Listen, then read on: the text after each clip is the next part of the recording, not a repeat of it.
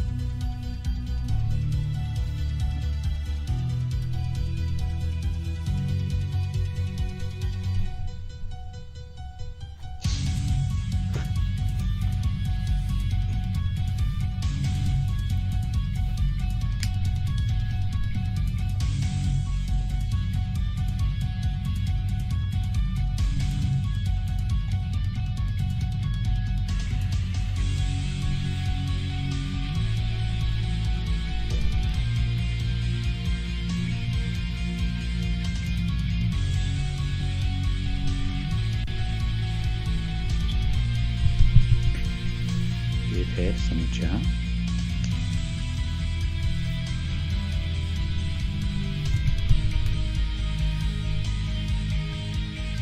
We start in Last House on the Left.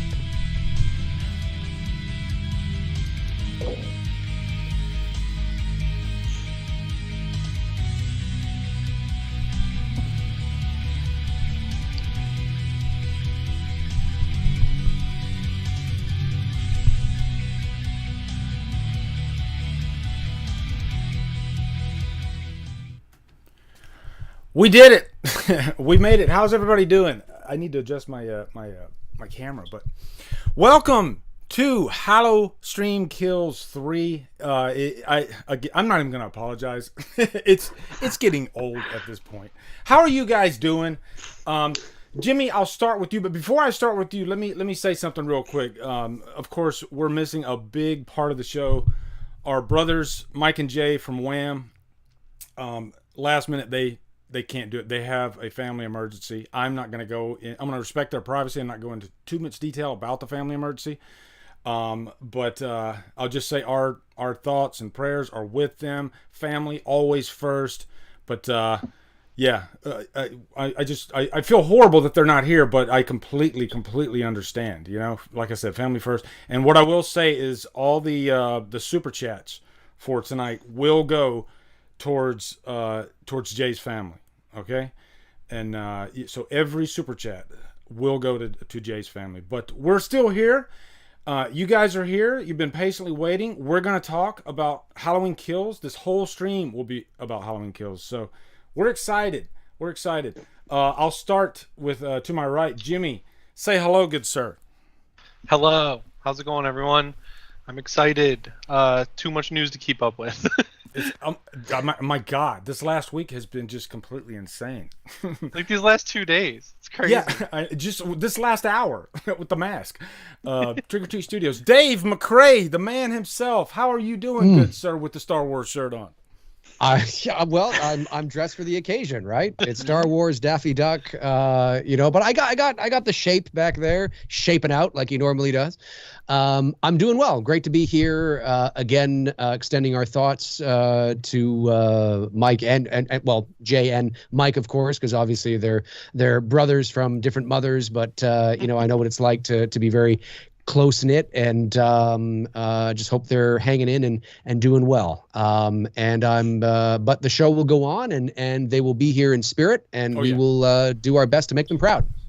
Yeah. The show will definitely go on. Maybe they'll pop in to say hello in the chat.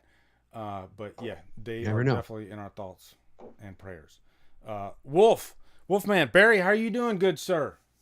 Yeah, I'm good, thanks. Again, yeah, our thoughts and prayers are with Jay and Mike. Yeah, we've got lots to talk about Halloween Kills. I think over the last couple of weeks, we've just had so much information, pictures, trailers, TV spots, behind the scenes, magazine covers, everything. So this stream could last long if we wanted it to, but I'm excited to talk about it. Yeah, this stream could go on for 16 hours if we wanted it to. I was going to start with just a simple question, but like just as recently as like a couple of hours ago, I saw on Twitter somebody was posting the leak for the mask on Trick or Treat Studios. Quick thoughts, any of you guys with the mask? Are you surprised? Does it look exactly like you thought it would look? Do you wish it would look better? Jimmy, go ahead. I think it looks pretty good. I saw a lot of people complaining that, like Tots, they put pictures out and their stuff doesn't always end up looking like the picture, but their sculpts are really good usually, like pretty spot on, if not a little small. So for $60, if that's what they're going with again, I think it's fine. I'm just going to repaint it myself, I think, if I get one.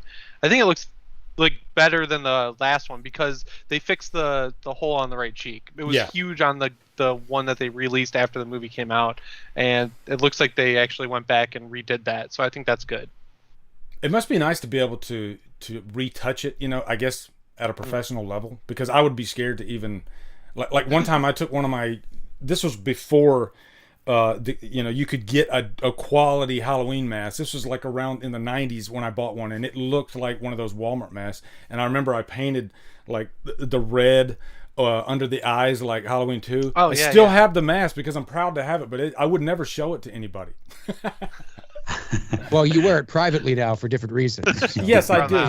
In my birthday suit, I run around the house in it, 3 or 4 times a day just to, I've seen that video. Thanks for sending it to me, by the way. Yeah. Any other thoughts on the mask? Will you guys be getting the mask, Dave? I did see it. I saw it briefly as I was scrolling social media today, and it looks like what you would expect it to look like. I mean, it's Trick or Treat Studios does have but I mean, it's understandable. I mean, they have promotional images which are showcasing their products in the best possible ways that they possibly can, in the best possible light that they possibly can. I mean, this is advertising, for God's sakes. That's, I mean, does your Big Mac look like it does in the commercials? I mean, it's, there's reasons for this. Yeah, but it's still, but I mean, the one thing I noticed, and I don't know if you guys noticed this, but when I was at Spirit, I think it was Spirit Halloween, last October, there was a video on my channel about this. I walked in and I was looking for something completely unrelated, but I noticed the Halloween 2018 masks off in the corner. And of course, I got to go and check them out. Yeah. So I go over there and I noticed immediately that they looked way better than they did in the previous years. Really? So I don't know. Yeah, they just looked not quite as just looked a little more. There was more detail. There was more mid-tone detail, more shadowing.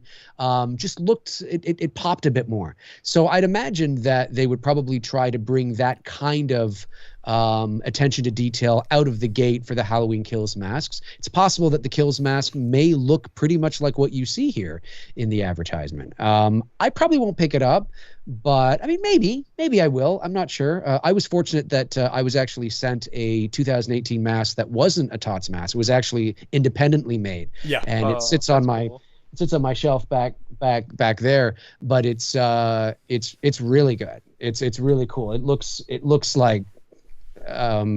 Yeah, it's pretty fucking sexy, if I do say same here. Myself, I'll show you mine because I got one from Amongst Dead Things. It's literally right here. All right, if we're doing show and tell, I'll be back in a minute. Hang on. Where's your mask, Barry? It's 2 flights upstairs. Mine's like over there. I don't want to get it. No, I'm not getting mine. Yeah, this is there's an Instagram channel called Amongst Dead Things, and this is like right when the movie came out. And I was just like floored by the beauty. Like, look at that. That's insanity. That's nice. I'll get mine. So I didn't even buy the other one. It's beautiful. It looks fantastic. fantastic. Isn't it gorgeous? Yeah, absolutely. Amongst Dead Things, though. Yeah. Here's the one I was talking about. Here. He's insane. Barry, do you have, as I'm knocking shit over, Barry, do you have a favorite mask in the franchise? Yes, I do, and it's the. Don't it's you obviously say it. that. Don't That's you my third fucking say favourite. it. My favourite mask is the original mask. I do like the H18 mask as well, but I have got a soft spot, unfortunately, for you guys. Stan Winston's H2O mask. It's just so 90s. Yeah. I like it. I can't go upstairs though and get my H18 mask. It's too far. This is, I don't know. Trust me, Chris, it's good. shout out to Chris Baber, who was the individual that sent me this. The artist looks like morbid something. It's a little smudged. It wasn't originally mine, but it isn't a trick or treat mask. It's an original piece. Oh, that's nice. And this was created before Halloween 18 ever came out. Yeah. Really? So they did like they knew kind of based on the mask on the poster, right? Yeah. And they were able to kind of just get it pretty, and from the promotional images that were released, pretty damn close from the trailer and from the poster. Like that is gorgeous. Yeah, it looks it's good. even got the Shatner look to it as well. Oh yeah, it's really good. So I'm really pleased with that, and very thankful for Chris. Shout out to Chris for sending it to me. It's amazing what the generosity of some people.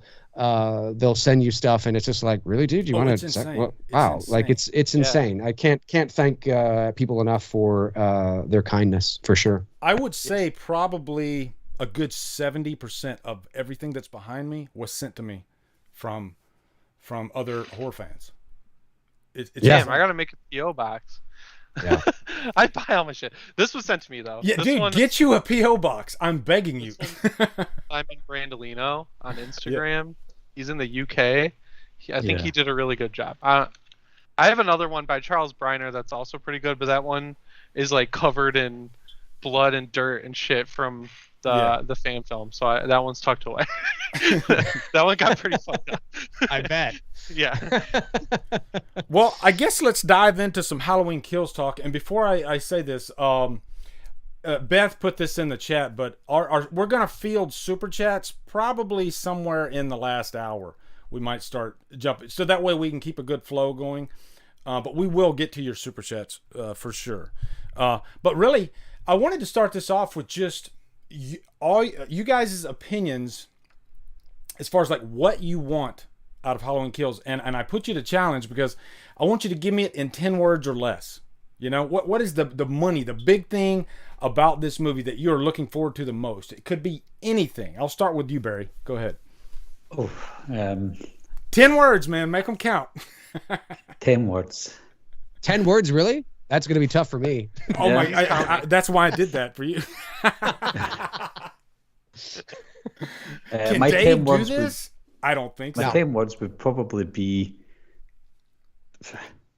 I'm hoping it's the Dark. I'm hoping it's the Dark Knight trilogy. Middle movie. I'm hoping it's like the Dark Knight trilogy where you've got the Dark Knight and Halloween Kills. Is that? Yeah, the Dark Knight of Halloween franchises, pretty much. Dark Knight. You said it better than me. Yeah. Let's go to Jimmy.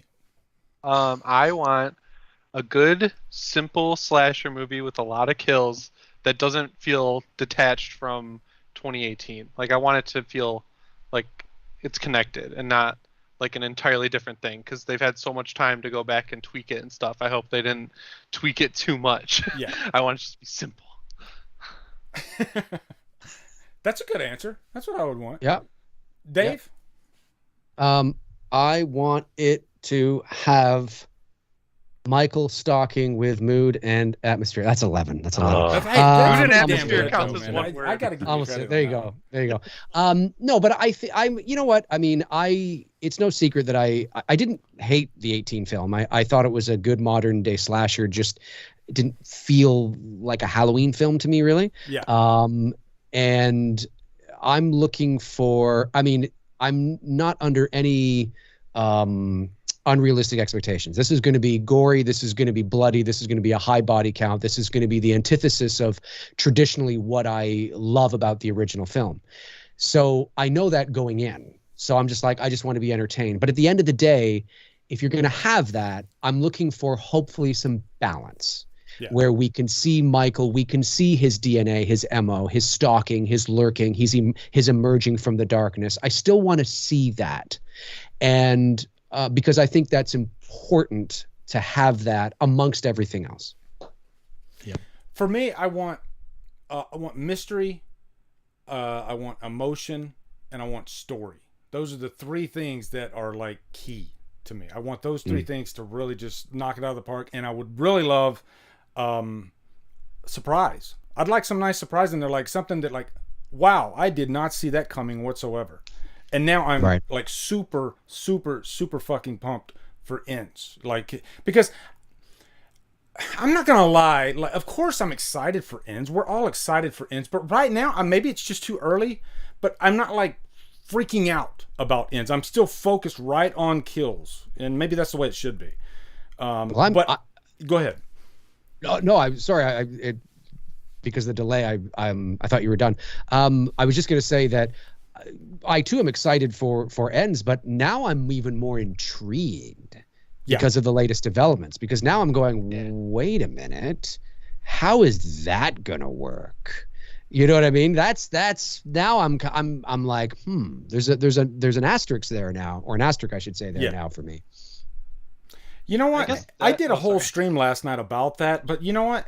I'd like to hear from you guys what you think about this latest development, as far as the timeline, and has it shifted your opinion?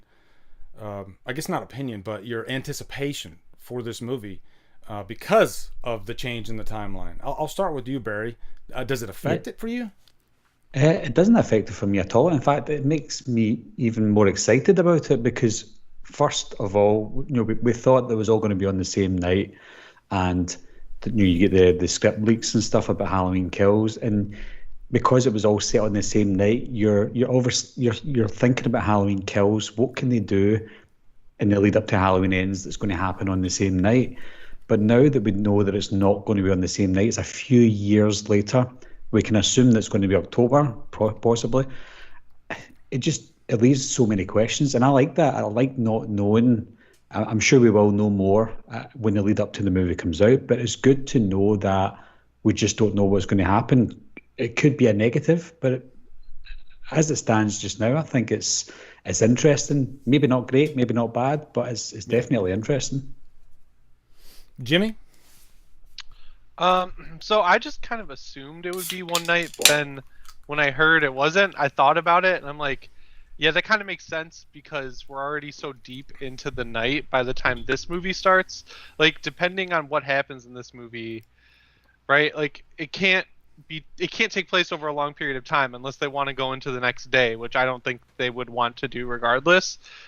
So moving it ahead a couple years makes a lot of sense to me. I think that's cool. And also, I like that adds a bit more mystery to it, because with Kills, even before all the leaks came out, even before all these fuckers who have the script started leaking shit, it was pretty easy to see where the movie was going, because it could only really go one way just based on how 2018 ended.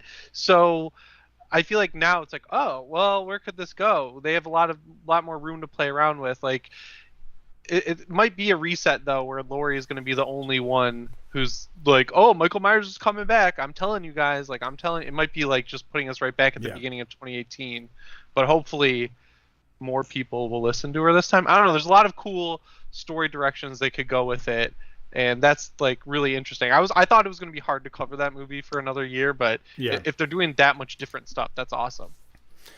The thing that makes it interesting to me is that now, because before it felt like all three movies were going to be part of one thing, whereas now it marries up 2018 and Kills like even more, because those two movies are on the same night. So it's separate from those two movies, and it feels like almost another story, and it's the end of something as well. So there's a little bit of discombobulation in my head about this. Like, yes, it could be great that, hey, we have this. Let's face it, it's Halloween 2018 and Kills are pretty much kind of like one movie now, just like Halloween 1 and 2 were.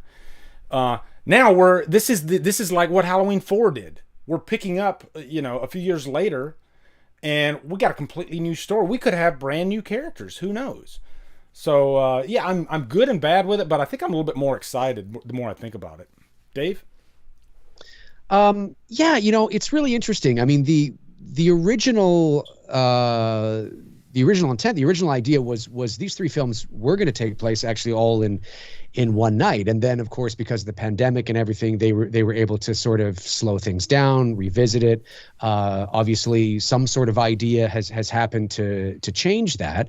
There's a nice symmetry in the idea of it happening all in one night. I agree with Jimmy in the sense that you're pressed for time, but if you can make it work, there's a nice sort of I always imagined that Halloween Ends would end at sunrise on November 1st, and I think people have to understand that even if it goes past midnight, technically it's still Halloween night. I mean, I think most of Halloween 2 from '81 is probably past midnight as well. Yeah, so definitely. I don't think that's an issue. But now that we know that it's set, a few years later, and based on what they said in the article the other day about how they're following sort of the real time clock, that would indicate to me that it's going to be 2022, the year the movie comes out. That's 4 years.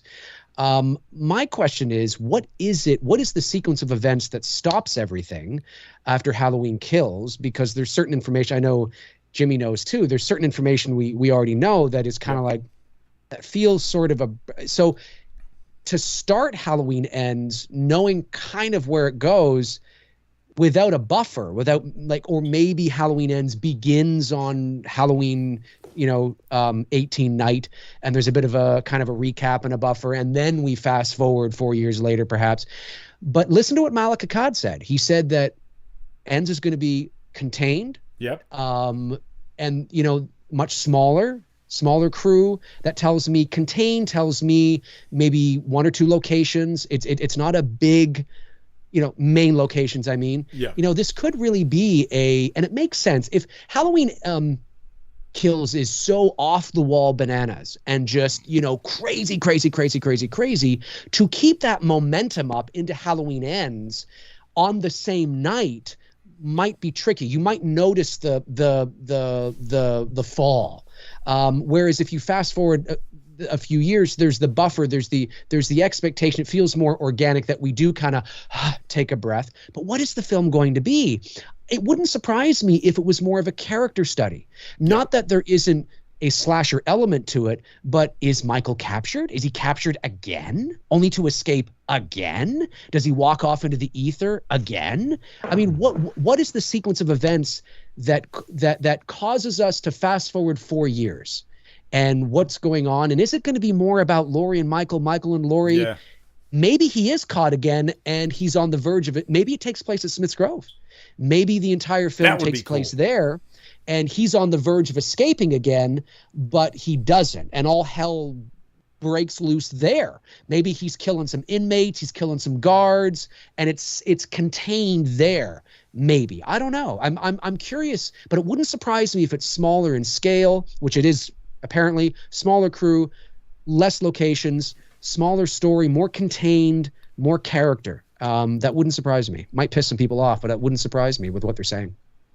Yeah, I think Kills is going to be so big. Like, it's just going to feel massive with the mob coming after him and everything, and it's Right. spread wide open all over Haddonfield. Where the hell is he?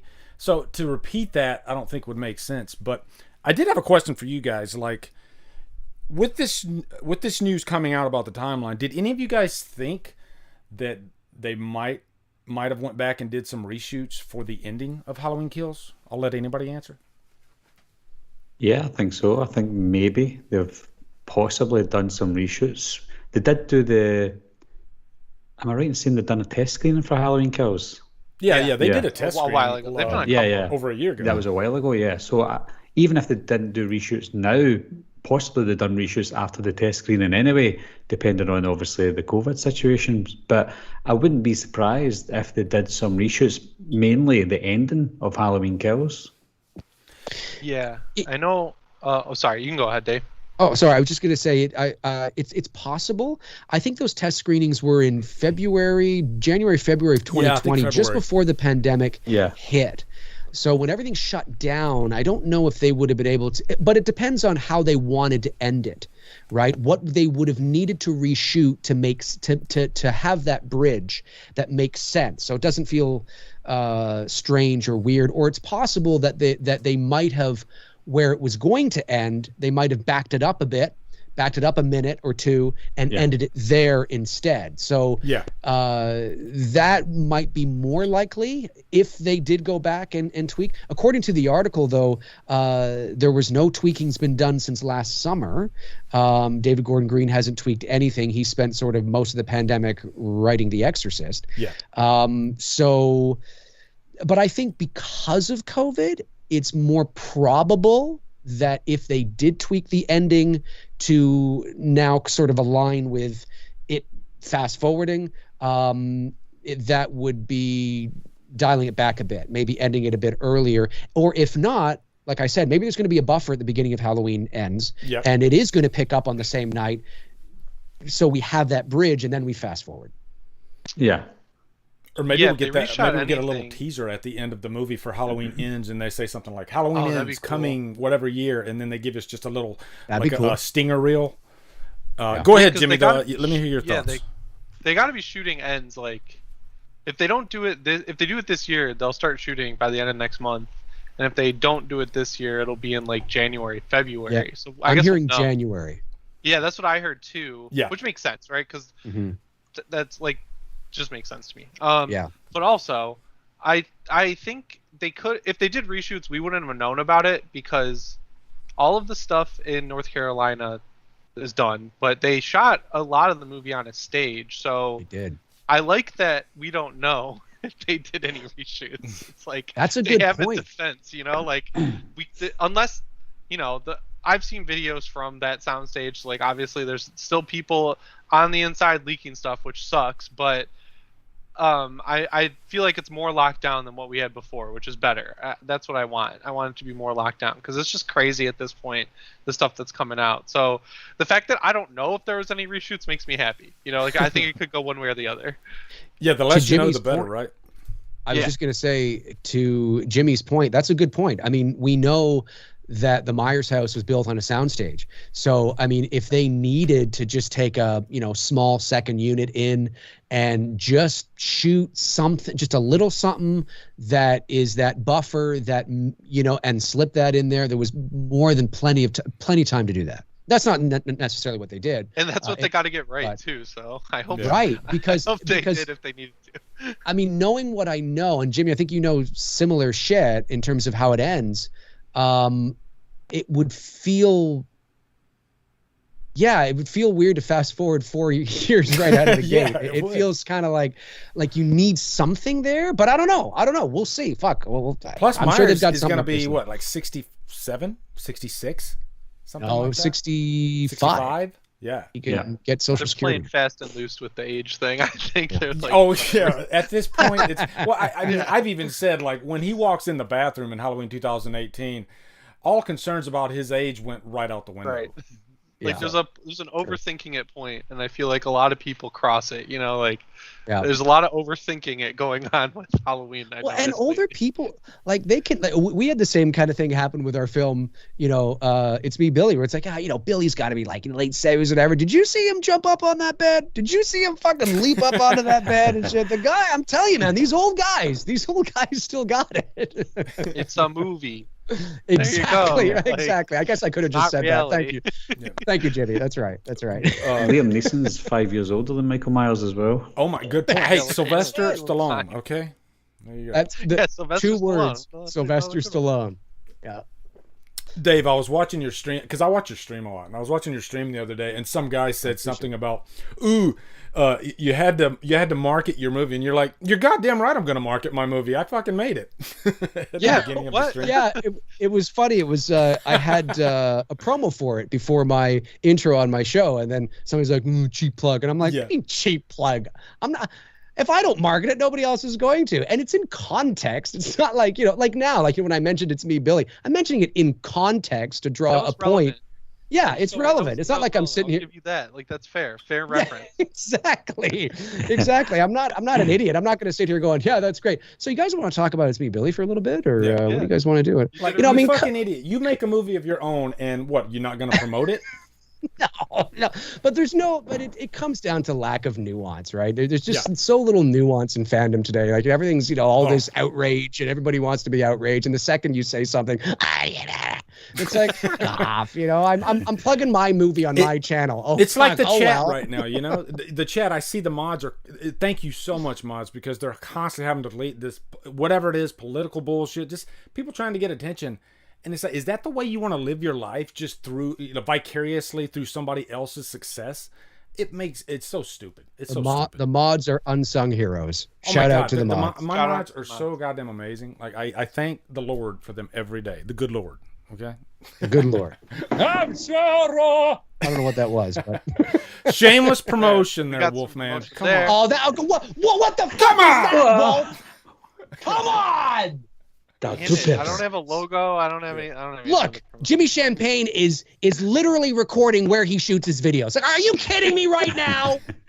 I'm still trying to get Monster to send me a dime.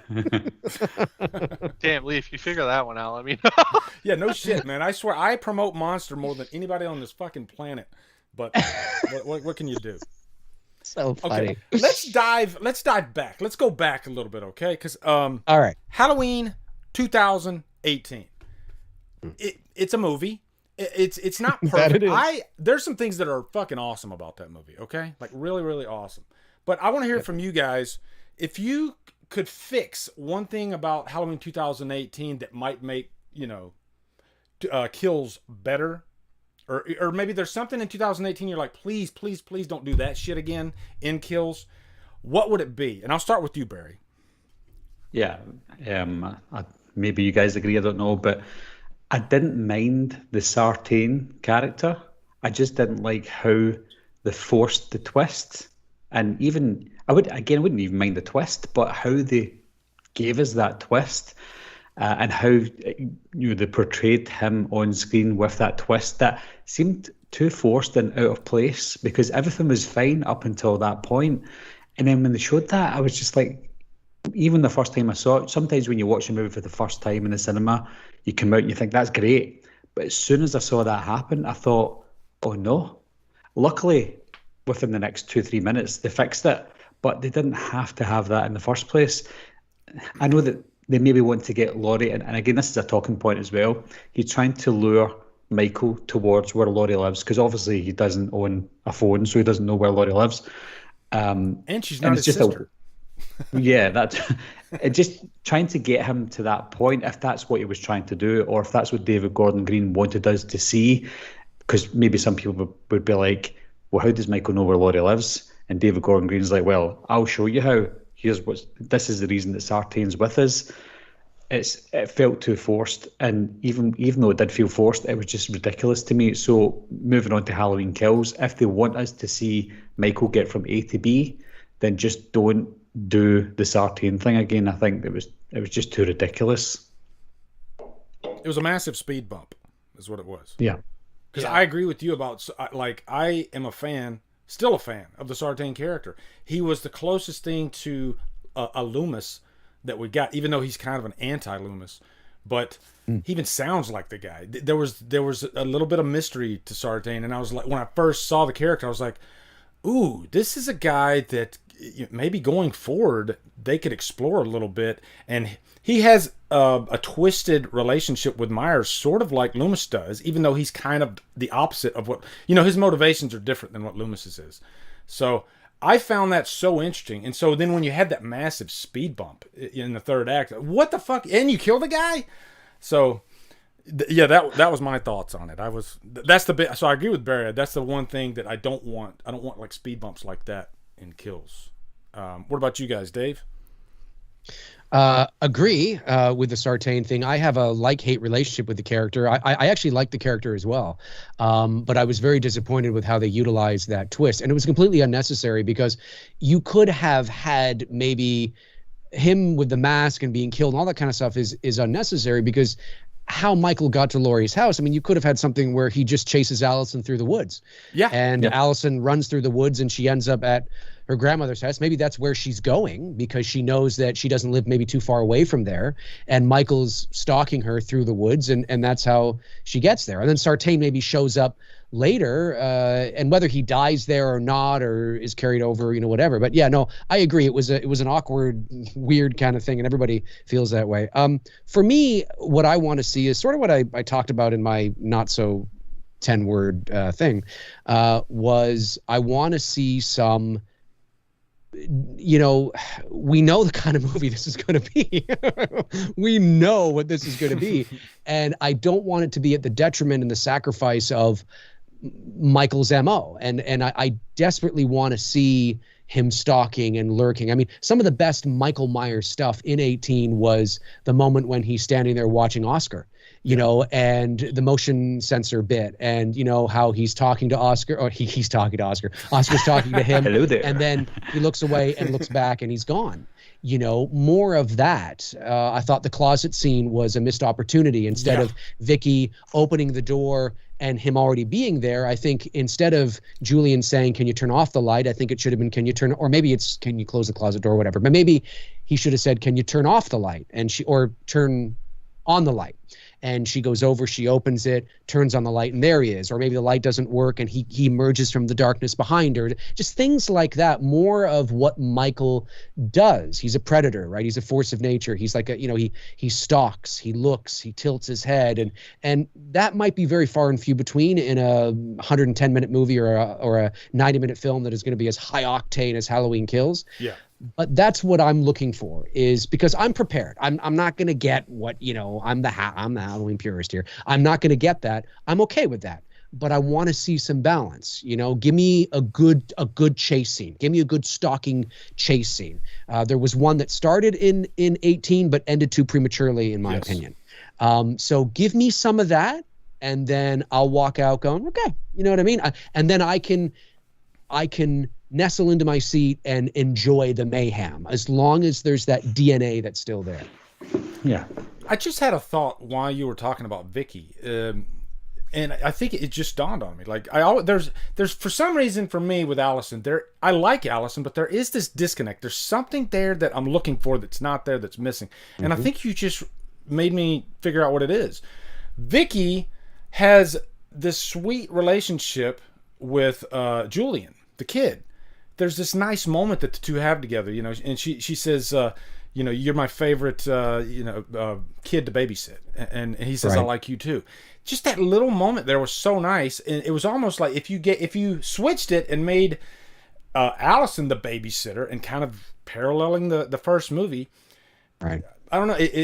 I think it heightens the tension when she is finally being chased, and throwing Julian in the mix. I don't know. I think that's probably because Allison, there's not much to the character at this point. So I'm hoping in Kills that they give us a little bit more of Allison. Maybe give us some of her backstory. What she likes, what she dislikes, all this stuff. Really build that character. So I'll go to you, Jimmy. I had something then. Oh, the scene when they're in the cop car. I think it's Chris Nelson too, which makes I hate criticizing it because I love him. It looks like a turd in a freaking Tupperware. Knowing that they deleted the scene where Cameron gets arrested, I feel like is relevant since he's just like, well, bye, and then disappears from the movie. I would have cut the car scene with the two cops and kept that one in, just because it's like. That's the only comedic moment that really felt forced for me. The scene where you were talking about with Vicky, I like that scene, but when you watch it again, it's like it's hard to know if it's actually Michael Myers. Like, it's so sensory overload. Like, they go right from joking right into like scary. Like, he comes out of the closet, he's like stabbing her in the leg. You're like, wait, is this happening or is this not happening? Like, and the boyfriend's down in the garage, so it's like it kind of is happening. And you're like, oh, then now she's dead. So that part's a little messy, and then obviously, the Sartain stuff. I like the character too. Like, I agree with everything Barry said, so I'm just not going to repeat it. But I like the character. I think they handled it just kind of shitty, but I think I like that they made it so he's the reason Michael gets to Laurie. because it just shows that Michael just wants to kill, and then it kind of works better with the one take where he's in a neighborhood and it's like he doesn't even know what to do. It feels like for a second there he's like, who do I kill? There's like so many like options here, and then he's like, wait, I need a weapon, and then it kicks him into gear, and I thought that was done really well. So it all kind of fit together, and then we get that weird comedic bit with Sartain, and it's like, okay, that was a little off. Like, we don't need a wacky character in Halloween, and he's definitely wacky. Yeah.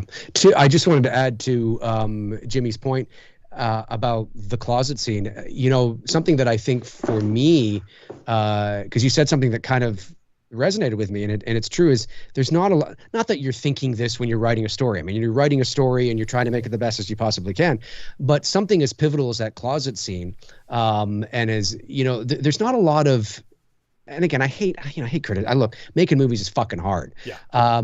But you know, I mean, serious, and I mean this in all sincerity. You know, kudos to the team for making Halloween 18 and delivering arguably the best sequel in decades.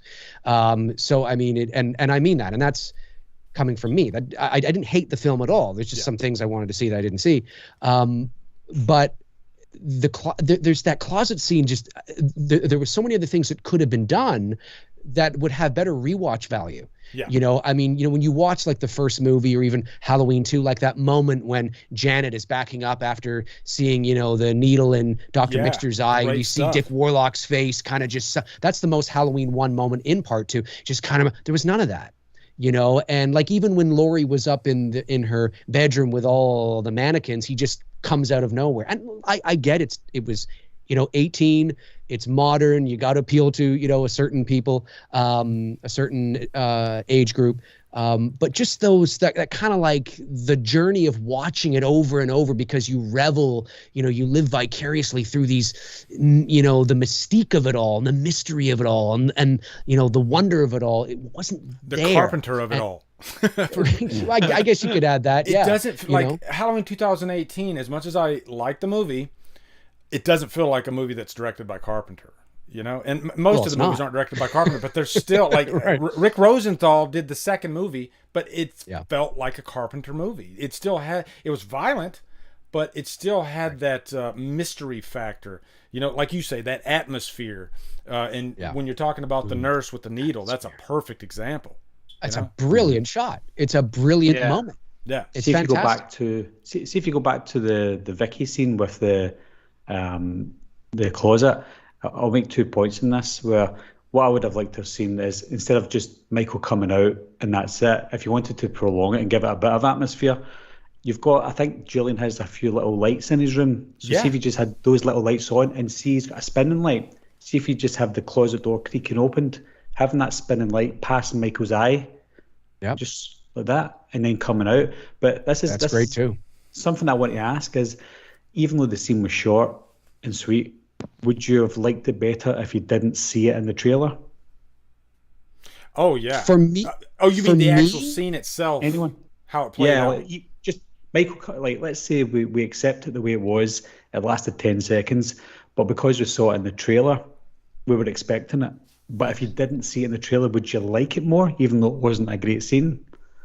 Go ahead, For Dave. me, I'm gonna say no. I think I wouldn't have known. Well, I probably would have expected. You know, she goes over, she hits. Oh, there's something there. Oh, you know, like we're setting something up here.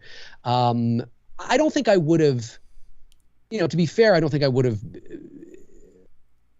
I think I still would have come to the same conclusion I have, maybe not just in that moment watching it. Yeah. But I think after reflecting on it, I still would have been like, you know what I mean? So, but that's me. Mm-hmm. It might have been cool if, like, in the, like, I like the idea of Myers in a closet. It's cool. It's scary. But it might have been cool if she opened the closet door and she didn't see him yet. And he might have been like, kind of like Halloween 5, like he's hiding behind something, some clothes. And she's like, you know, kind of sifting through some clothes. And then all of a sudden they use that, you know, the Carpenter or the Dean Cundy trick with the light. And then all of a sudden we see Myers' face. And maybe he's got his hand already on her hand and she doesn't realize it. And then all of a sudden he starts like breaking her hand and she starts screaming. You know, I like a slow build of a scare scene than just a quick jump scare. It gives you a chance to kind of almost feel it. You know what I mean? You're bang on. Like I had said that maybe she goes to turn on the light and the light doesn't work. Yeah. And so she turns around to face Julian and say, hey, does your mom or dad have another light bulb? And during that time behind her, you see him slowly emerging from the darkness. Oh, yeah. Or to Barry's point, maybe in the light that's going around, you see it go around, across his mask in the back. Let the moment breathe. It didn't breathe. Yeah. Yeah, ahead, I Jimmy. feel like that's like a victim of the Blumhouse model where it's like you could tell what was filmed when they had no money and what was filmed when they had money. Like, the whole ending is like tons of coverage and like insane shots Yeah. and blah blah blah. And then you're like, well, they clearly wanted to spend a ton of money in that open air gas station where they got to get the shot perfect and Michael putting his mask on, and then you see every other moment suffer for that. Mm-hmm. So I always I like the Blumhouse model. I think it works, but then I think when you're dealing with something like Halloween, that's essentially a guaranteed slam dunk, you don't need to be as cheap as they were on the first one. Like, I think they spent $10 million on it, which is a lot for a Blumhouse movie, but like pennies for a franchise like Halloween, especially for how badly people wanted it to come back at the time. At the very least, Yeah. I feel like they could have doubled that budget and been okay, and we would have seen some better shot work on the kills, because the cinematographer Michael Simmons, he's done some like really good stuff on David Gordon Green's TV shows, which also kind of low budget. So I know he can do it. I just feel like it was probably a budgetary thing, which sucks. So this time around, I'm glad that they're getting more money to play around with. And it seems like Right. they're using it, right? They're filming like on streets, which is crazy for a Halloween movie. It's like having people outside and more than 10 of them. Whoa, this is crazy. It looks polished. Yeah. Yeah. Mhm. Well, But there's also a like scene- the shape return scene, that was an awesome scene. I don't know. I mean, I don't know how much went into it budget wise, but it's brilliant because it's kind of a one take scene, which that's not something we see that often in a Halloween movie. So that was something Right. different. And then even though it's a one take scene, there's some nice moments to there because you're like, where's he gonna go? What's he gonna do? Is he gonna kill that kid? Yeah. So I like that scene. Maybe That's that's an the problem with Halloween expensive shot. 2018 is it's just a collection of really awesome scenes, but then there's some stuff in between those scenes that's not so good. So There is a scene in the trailer for the new one that obviously you've seen. Not the first part with the firefighters, but there is another firefighter part after that where Michael comes out of the smoke and then gets the guy in the face. Just see if you watch that in slow motion, you see his face just coming out that smoke. That's what I want to see. Cool. It's a stunning shot. I didn't even notice it the first time. I always imagined him just being there already. But when you watch it again, you just see him coming out of that smoke, and you're like, wow, that's nice. And if they do stuff like that, then it would make it a lot better. If they'd done that with the Vicky closet scene, Right. him just appearing, then I think it would have added agree. more. But something tells me, Barry, that when he comes out of the smoke, when we watch the movie, he's going to be coming barreling out of the smoke. How cool would it be if he slowly emerges from the smoke? Yeah. Just slow it down. I'm I love splitting that hairs, shot but with, whatever. he starts coughing as he comes up. with the Yeah. mask. What's that, Jimmy? firefighter. I like the firefighter shot from the fire inside the firefighter's mask. Oh, yes. There's a couple shots in the trailer for kills where Creative. I was like sitting there thinking like, oh, how did they do that? Like trying to piece it together, and I didn't really do that too much with 2018. Like the one take for sure, I've overanalyzed to hell. But other than that, it's like you know what they're doing. But this one, I was like, whoa, that's like that's putting themselves in a different league in terms of like shot work, and I thought that was awesome. I was like, okay, cool. They spent the money that they had. It's great because because they're telling their story through the lens, and where this, where you place the camera, what lens you use, Right. you can put the camera just like, a few inches higher or lower, and it changes the feeling of your shot. Mood and atmosphere isn't just about shooting in, dimly lit light with, one key light on, one side of somebody's face. I mean, mood and atmosphere can be shit during the day. Yeah. It's a feeling, it's a tone, and it's what lens you use, where you place the camera. Is the camera moving? Is it on track? Is it on a jib? Is it it looks like they're utilizing. They're really thinking about the story they're telling here with kills, and that's good to see. It looks less pedestrian and more I don't want to say artistic, but just more interesting. Yeah. Yeah, more thought out. Yeah. Yeah, and you can for me, like when you talk about mood and atmosphere, you're definitely right about the points you made. But also, I'm a big like music guy, and I think you can really build a lot of atmosphere and mood with just music. You know, Totally. just slow. Like sometimes you like, did I even hear music? You know, sometimes just like subconsciously you hear music in Carpenter's movies. I always use Carpenter as a great example because he's like a horror movie textbook as far as like what to do and what not to do. So I'm always looking for that type stuff in these new movies.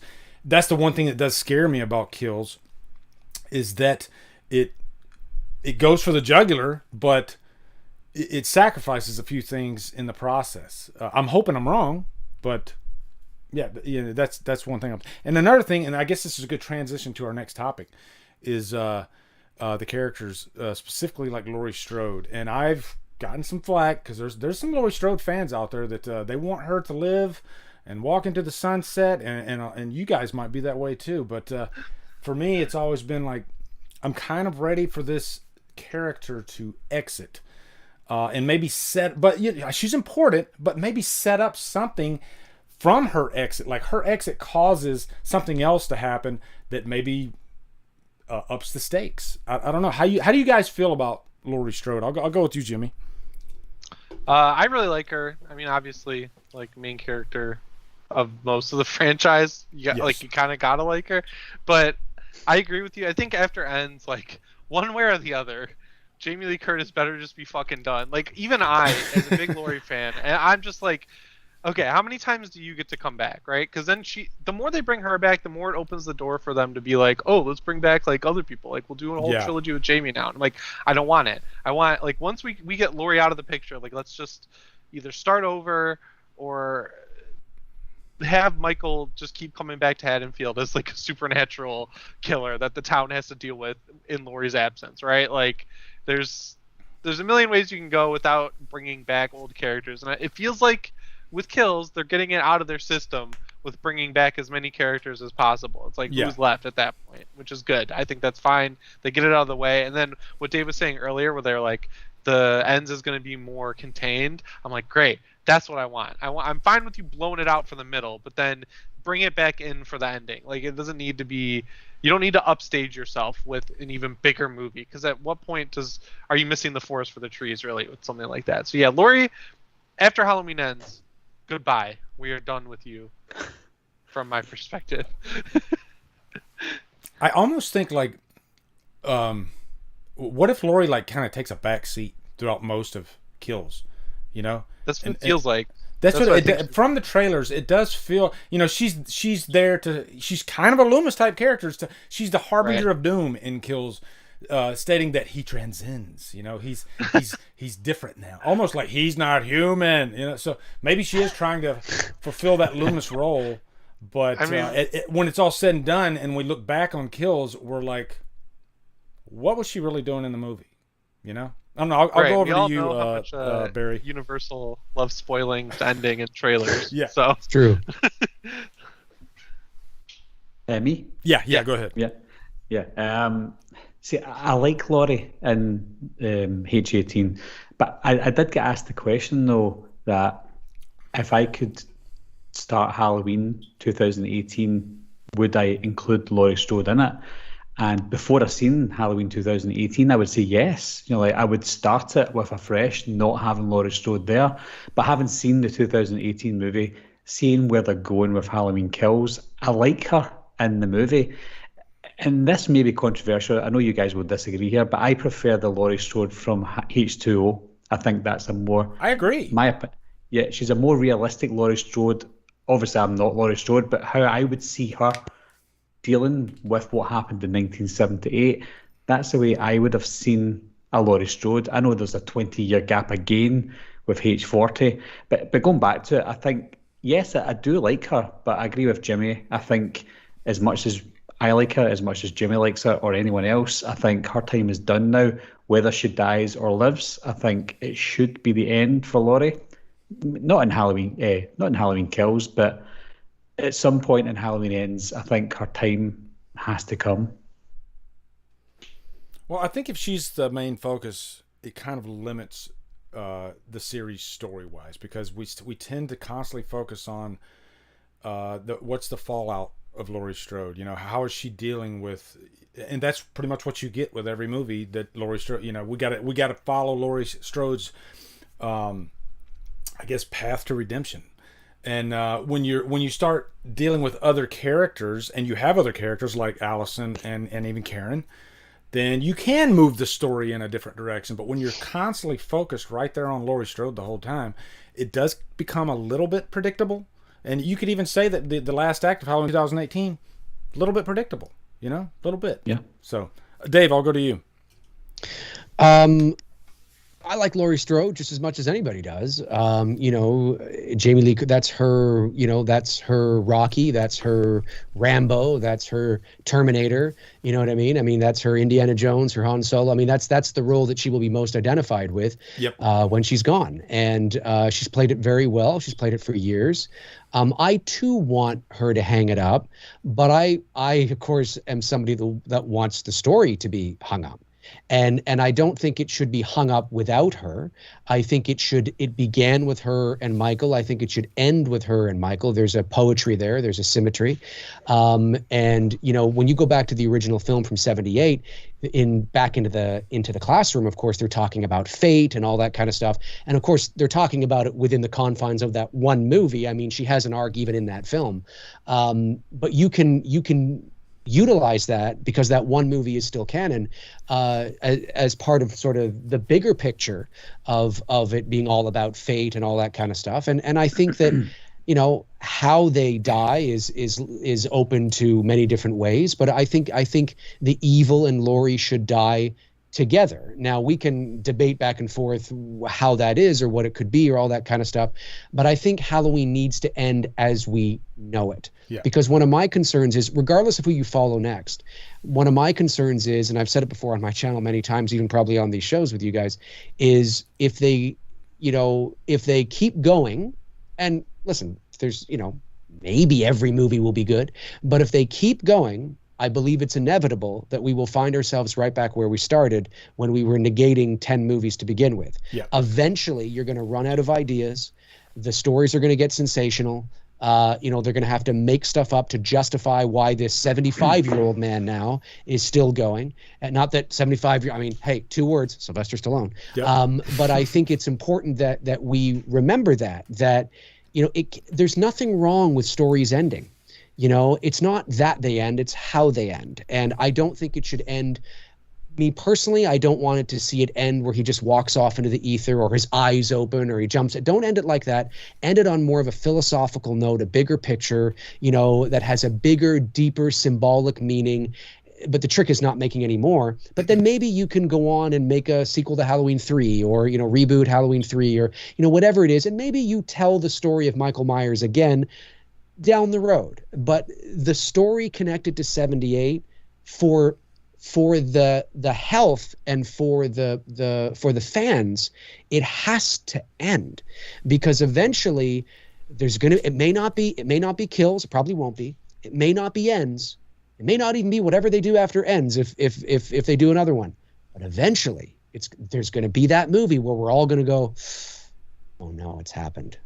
You know what I mean? And it's going to be like, oh God, here we go. And I just think that just make a great story that has a great ending that ends on a philosophical note, that a bigger picture note, where fans can feel satisfied with it. Because I think the character deserves that. I think the series deserves that after all the shit it's gone through. Yeah. I think it deserves a satisfying conclusion to an incredible journey. And I don't think there's anything wrong with that. No. And I think it's interesting that, like, when I saw H2O in the theater, and when she chops his head off, I thought that was the end. I was literally like my heart sunk. I was just like, oh my God, she just chopped his head off. Our boy's done.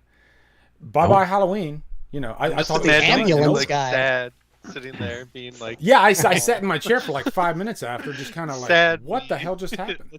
It was awesome. That's the way you end a franchise and an arc of a character. It was a great... I don't like H2O as a movie that much, but it is an amazing ending. I'll definitely give them that.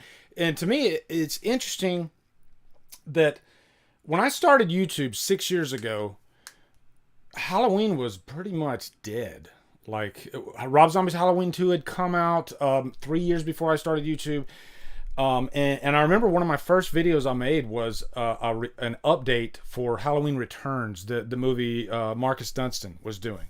But nobody cared. It wasn't a big deal at this point. And so I thought, I'll just make this little video. And this is my little niche. I'm into Halloween, but not too many people are really into Halloween. Then all of a sudden, John Carpenter comes back into the fold, which nobody ever thought that would happen. And then all of a sudden, here we are, and Halloween is like the biggest thing since sliced bread again. I would have never predicted that. So the one thing that's great about Jamie Lee Curtis is that she brought the franchise back. Right. And I'll even admit it, when it was announced, the day it was announced that Jamie Lee Curtis is returning to the series, I did lose my shit. I was like, fuck yeah. And the reason I lost it was because my franchise is back. You know, this is giving new life to the franchise, and I was really excited about that. So when Dave says it is important for the series to end with not only Michael Myers but also Laurie Strode, he's right. I think at the end of Ends, yeah, you definitely want both of them, and I'd like Laurie to have some kind of, huge defining moment that makes you go, wow, I didn't expect that. That's pretty damn crazy. I think part of the problem I always had with Laurie Strode was because she's had multiple timelines. Whereas you look at somebody like Sidney Prescott from Scream, that's one character, one timeline, all the way through. I never, ever had a problem with Sidney Prescott. Neve Campbell, she can live throughout the whole thing because she's earned that. But when you have a character who is as iconic as Laurie Strode, who dips out and then just jumps back in a different continuity, I think that's where I got a little bit discombobulated with the character. For some reason, there was just like, well, why is she back? Even though she brought. Yeah, Go ahead. No, I was just gonna add to your point. You're tired. Yeah. You've been Laurie Strode out. Yep. And I understand that there are a lot of people that want, no, kill Laurie and then we can follow Allison and we can follow, whoever. And I get that, but we have to understand, I think, that what are we going to do differently? Yeah. What is it going to be? And that's why, writers get to a point, because they can't just make the same movie over and over and over and over and over again. Well, I mean, they can. Look at Friday the 13th. But they can't, there's a point that comes where, so now Michael's going to be chasing Allison. What? Oh, okay. What are so we're just going to watch Allison run around a town, all this. So they're going to start introducing stuff. Yeah. And they're going to start introducing things and subplots and points to make it more interesting. And that's what I'm worried. It's not Allison. Allison feels like a formidable character that you may be able to develop and nurture, sure, but you can't just, what is it going to be? Do you take him out of Haddonfield?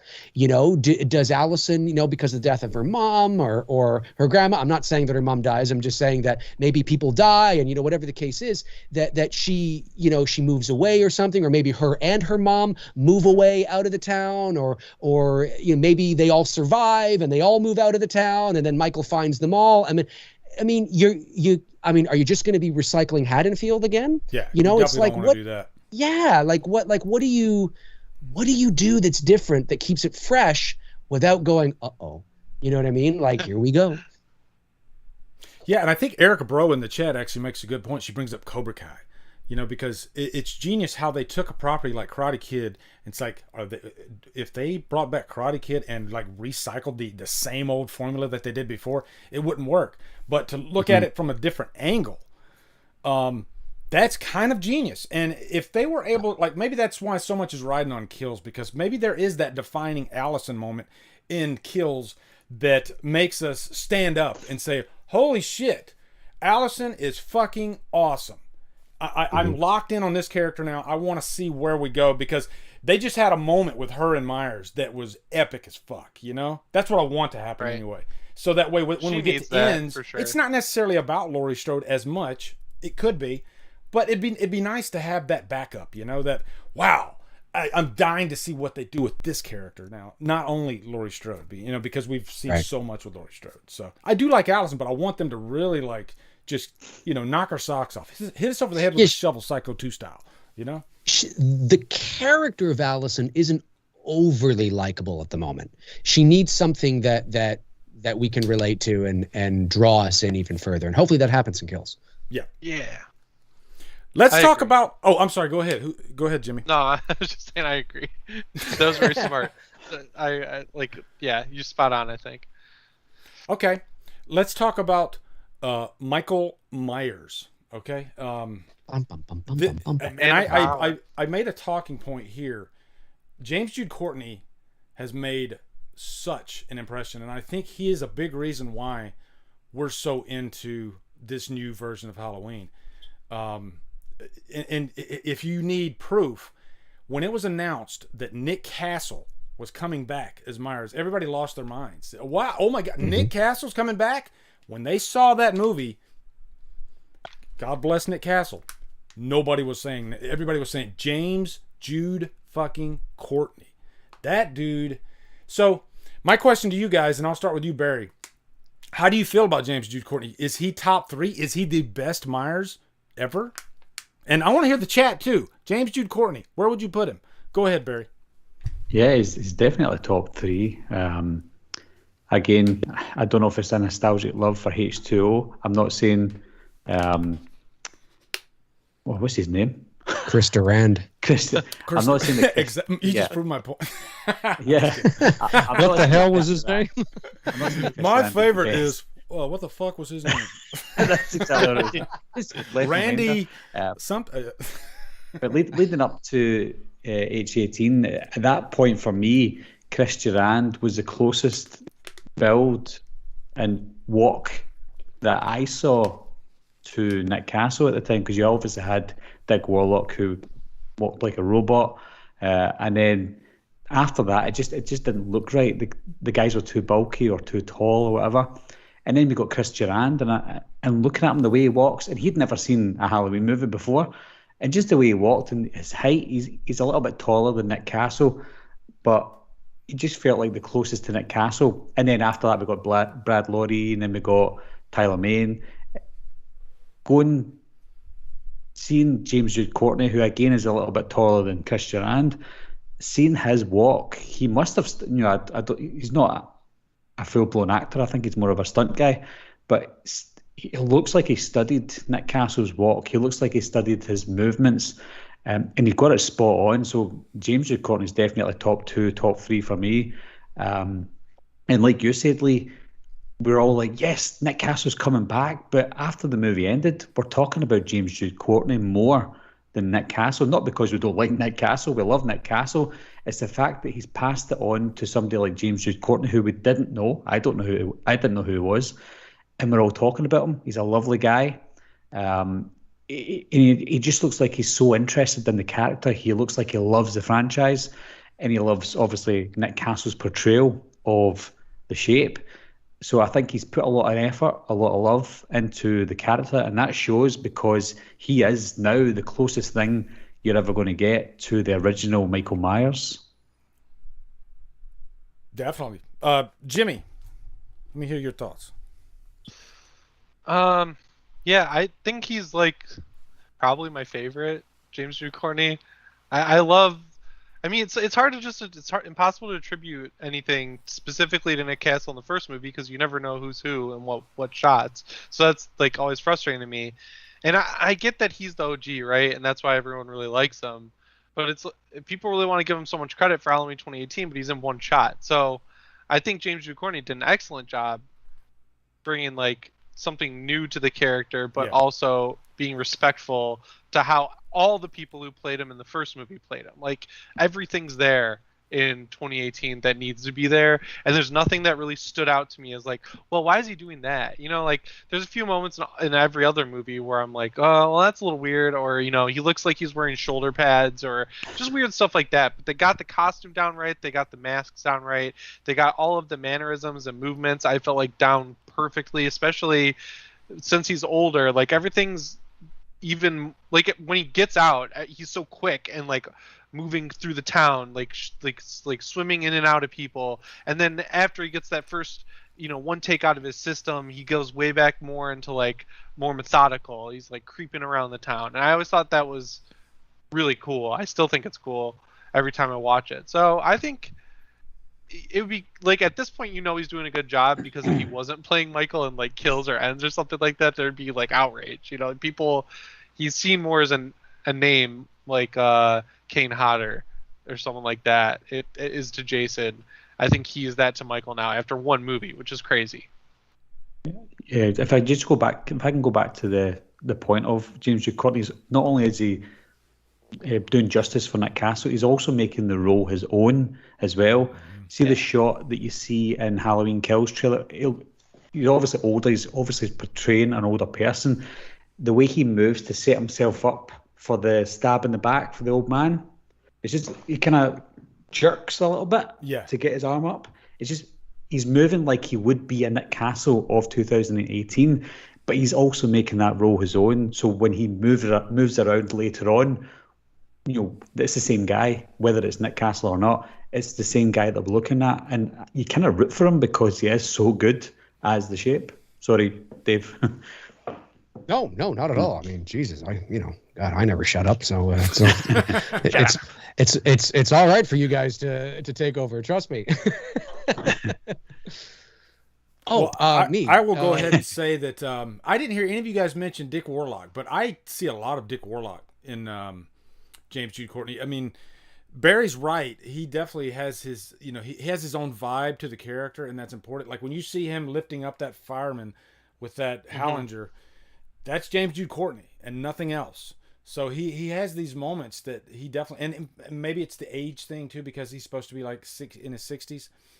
That's there. You see that there. But I think he took, and I don't know how much he did, study the other Myers, but I see a little bit of a lot of the different Myers in him. The brutality of I'm just freaking drawing a blank myself. George P. The brutality of George P. I definitely see that there. The glide, the Dick Warlock glide, I see that there. Does he even do a head tilt in 2018? Have we seen a head tilt yet? He does. Okay. Yeah. It's looking down right on the roof. Yep. That and when he looks down at Vicky. Yep. Yeah. Yeah. And even the sit-up. You see the sit-up when he falls into the basement. Mm-hmm. He's got little moments. That actually wasn't James Jude Courtney. It wasn't. The sit-up apparently was not James Jude Courtney. It was the Aaron guy, the stunt double guy, the younger guy that's playing him in the flashbacks and kills. Yeah. If memory serves, I believe that's who that was for that sit-up. I think Chris Durant I stand to be corrected, but I think that's right. You're probably right. I don't think James Jude Courtney could do a setup like that. I don't know. He's in good fucking shape, man. I wouldn't want to meet him in a dark alley. I hope he didn't hear that. Or a bathroom. It's hard to do that. Or a stall. Ground, like that kind of sit up. Like, and the legs stay like planted. Maybe they like taped them down or something. I don't know. It does look a little like he was on a spring a bit, Yeah. Mm-hmm. Or maybe they reverse shot. Like they had him like sitting already. That's also hard as well. That's true too. So, Dave, do you think they're gonna because I'm always about that the mystery of Myers, the I guess the blackest eyes, all that stuff. I do miss those speeches that Loomis would give in all the movies that he was in, talking about he's still out there. He's got these little. That's good. These little speeches that he's given. Even the moment in like Halloween 5 when he's in the woods and he's like, "Go home, Michael." Yeah. That stuff gives me chill bumps. He's full on inebriated at that point. Full on. I think it was rum but yeah, he's full on fucking in the bag. He thinks he's talking to his wife at that point. I mean, there's just no, Really, that's what got me into the franchise was just those moments, that I don't know. He just sent a chill down my spine when he would describe Myers. So, what do you think? Do you think we're going to get any of that type of stuff in Kills? Or is it just going to be straight up, hack and slash throughout the whole thing? Well, I think we saw remnants of that in the trailer. I think we are going to. I think Laurie sort of is taking the place of a Loomis a bit. And I mean, even the line, the more he kills, the more he transcends. I mean, that's, a lot of people tend to want to look at that in a literal way. And I'm hoping, number one is I'm hoping it's not literal in the sense of that somehow becomes a major plot point of self-discovery about the character. I'm hoping it's just more what I think it actually is, which is just poetic language. If Dr. Loomis was alive in this movie, the lines would have been given to him. And Laurie is saying that to, again, remind the audience, remind the people around her that, yes, he's human, but there's something. I don't know what that is. I can't put my finger on it, but there's something. Yeah, there's something, and that's got to remain intact. In my estimation, I don't think it's something we should ever know. I think that's what makes him different than Freddy, Jason, Chucky. We know all their backstories. We know why they're doing what they're doing. And with Michael, there's the anonymity, there's the ambiguity, there's the mystique, the mystery, and whether you realize it consciously or not, that is part of the lore. And the characters in the movie can want to figure that out. But the idea, the journey that we as an audience and fans are on of going, that's part of because the second you give a reason, the second you actually write a why, you're going to alienate half your audience. Half your audience is going to go, that's exactly what I thought. And then the other half is going to go, that's dumb. What the fuck? The Cult of Thorn shit. So, why bother? Just leave it. I mean, it's evil. It's unknowable. It is unknowable. And that must remain there. So I think we are going to get that. And I think the line of the poetic language and all that, I think we saw bits and pieces of it in that trailer. Whether there's more of it, there could be more of it. But I think don't take it so literally at this point. I think it is just another way to say, there's something about this guy. You know what I mean? The more he kills, the more he transcends. It's just a great fucking line to let you know that there's something. Favorite moment of the trailer there for sure. Yeah, I was like, oh, that's Loomis. I was doing the Leo DiCaprio in Once Upon a Time in Hollywood. Oh, that's Loomis right there. That's right. And I think that's all it's supposed to be. I don't think it's going to serve as a major sort of epiphany, or we're going to come back to it. I think it's just. It's Loomis talking to Brackett. That's what it is. Love that stuff. Let's talk box office for a little bit. And I'm gonna go to Jimmy on this one. Given the current circumstances, I am seeing like an up spike in cases. Do you think that this movie has a chance to make the money opening weekend that 2018 did? And keep in mind too, Fast 9 did pretty well. We're starting to see some nice opening weekends. And what was that? Black Widow, which that movie was horrible. Yeah, that movie made some nice money the first weekend. So yeah, I think it can. But you go ahead, Jimmy. I see that uptick in cases. I'm just gonna pretend that it's not gonna go anywhere because I can't deal. I live in California, and it's just like, oh my god, the most reactive state ever. Like, it's terrible, but.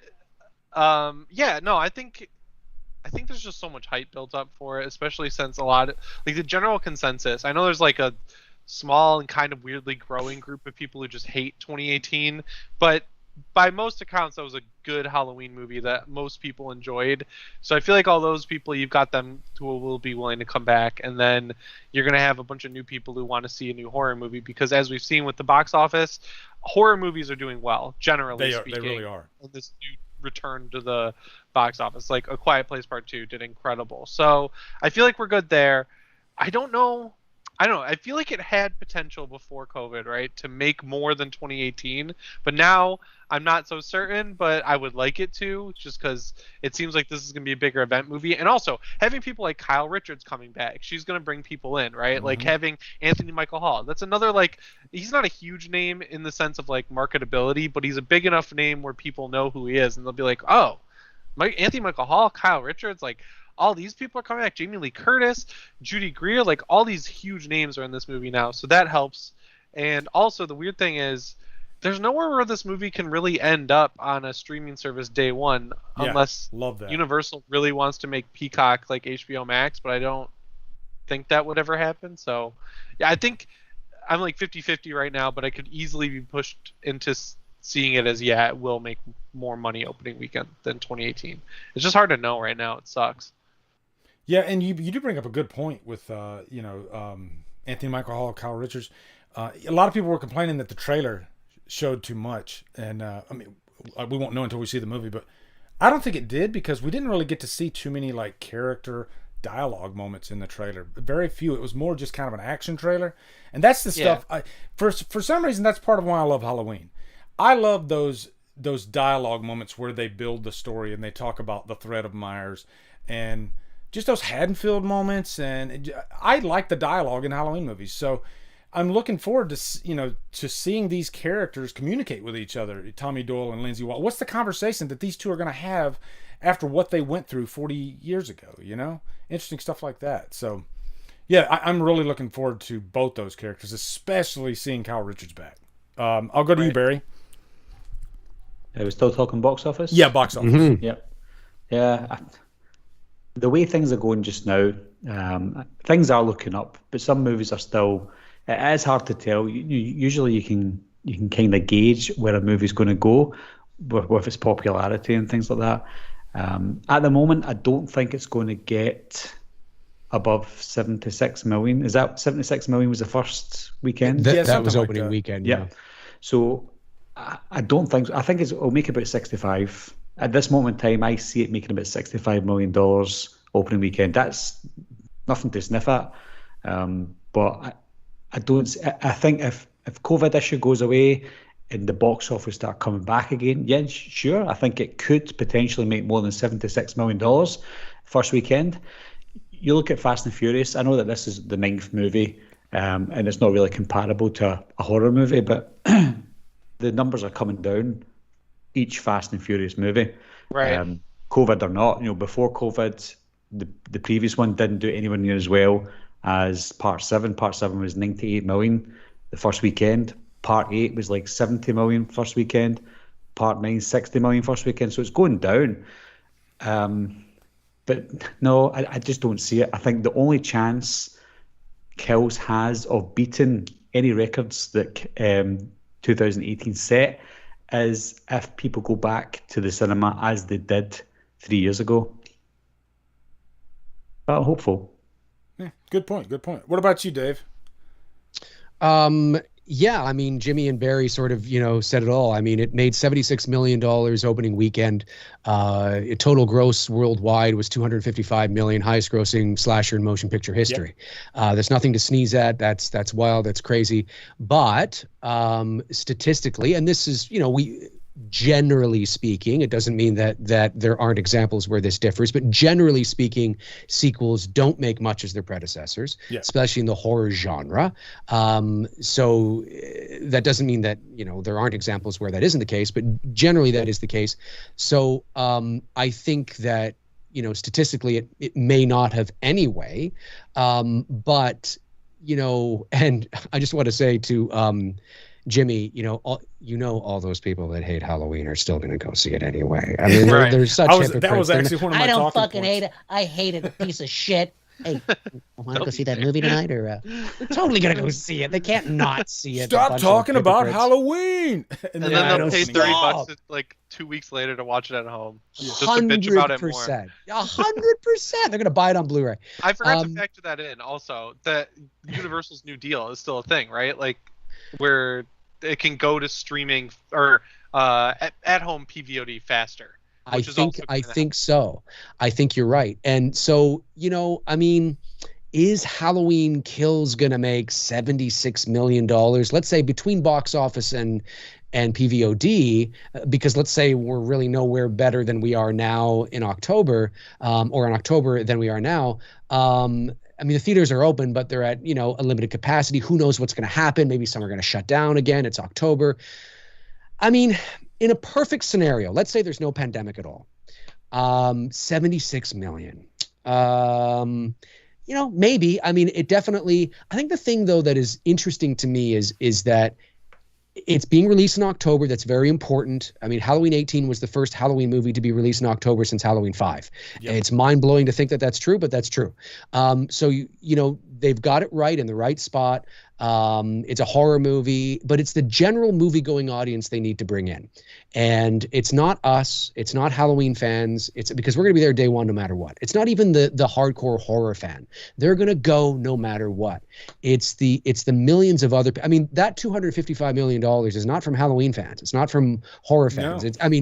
It's from horror fans and your grandmother's aunt. I mean, it's from everybody, and there was a lot of nostalgia with 18. It was the return. It was the Force Awakens of Halloween. Do you know what I mean? It was like, holy shit, they're back. Let's get going. Holy shit. We didn't even know how much Nick Castle was in it. We knew he was in it. We knew that James, we thought they were.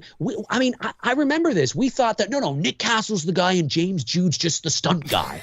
You know what I mean? I mean, this is what it was like. And I remember watching the trailer going, oh, that's totally Nick. I think that's him. No, it was all James, and kudos to James. So we didn't have all the pieces when we watched it, and it was this event. Not that Kills can't be an event, but I guess it would depend on repeat. Is this going to be a really good movie? Or is it going to be a Last Jedi situations that divides the fans and doesn't make $2 billion at the box office? I can't handle it. Wouldn't that suck? I know. Well, that's what I'm saying. So if this isn't a Last Jedi thing, and this is another Force Awakens in terms of Halloween, I'm talking about the box office here, because I know there's a lot of people that don't like that movie either. But in terms of, is this another Force Awakens and then some? Maybe. But then is the general movie-going audience going to spend $30 on PVOD? I don't know. There's a lot of variables. Yeah. I think it's going to make good money. It's going to make good money. Is it going to make $76 million for a $255 million worldwide, haul? I don't know. I think the jury's out still. It's not going to PVOD until like 3 weeks after theatrical, right? Yeah. And those don't work. Yeah, 3 weeks, I think, like 17 days or so. Yeah. Oh, it's like a little less than 2 weeks. Yeah, if things don't shut down completely between now and then. That's right. That's true. And I don't think people are paying for the PVOD like they did with Black Widow. I know everyone's saying Black Widow made like so much money with the PVOD. I get it. People paid for Black Widow, but literally every other movie that went to like this $30 rental did not do well enough to have the companies come out and say it on Twitter, which is how you know it didn't do well. If there's something to talk about, they'll talk about it 100% of the time. Yeah. And like with Black Widow, they talked about it with Black Widow because Black Widow did really well on PVOD. So I don't know how well that's going to contribute. I would hope that if it's a pay $30 and own it, I think that's a different story, because then you can watch it on Halloween and then own it and watch as many times as you want. But if it's a pay $30 to rent it, you'll see my ass at the theater using my AMC Stubs thing because I want to not pay $30 to see it again. I'll use my free viewing. Totally, and it depends on the theater capacity. Because if all the theaters, like right now here in the province of Ontario, our theaters are finally open. We had the longest shutdown of theaters in the province of Ontario. We had the longest shutdown in North America. Yeah, we had just reopened our theaters after like 9 or 10 months. It's ridiculous, but it's 50%. And you're only allowed 1,000. Still scared to go, and it's probably not even filling to 50, right? Like and bang on, Jimmy. I mean, I've made that point on my channel too, where it's like, just because you're allowed 50% doesn't mean that you have 50% in the theater. So that could be problematic too. That if there is limits, and if the cases begin to rise again, as they may, because the cooler weather's coming in, depending on where you live, of course, in the world. This could be. Yeah, it could be. People want to go, but. You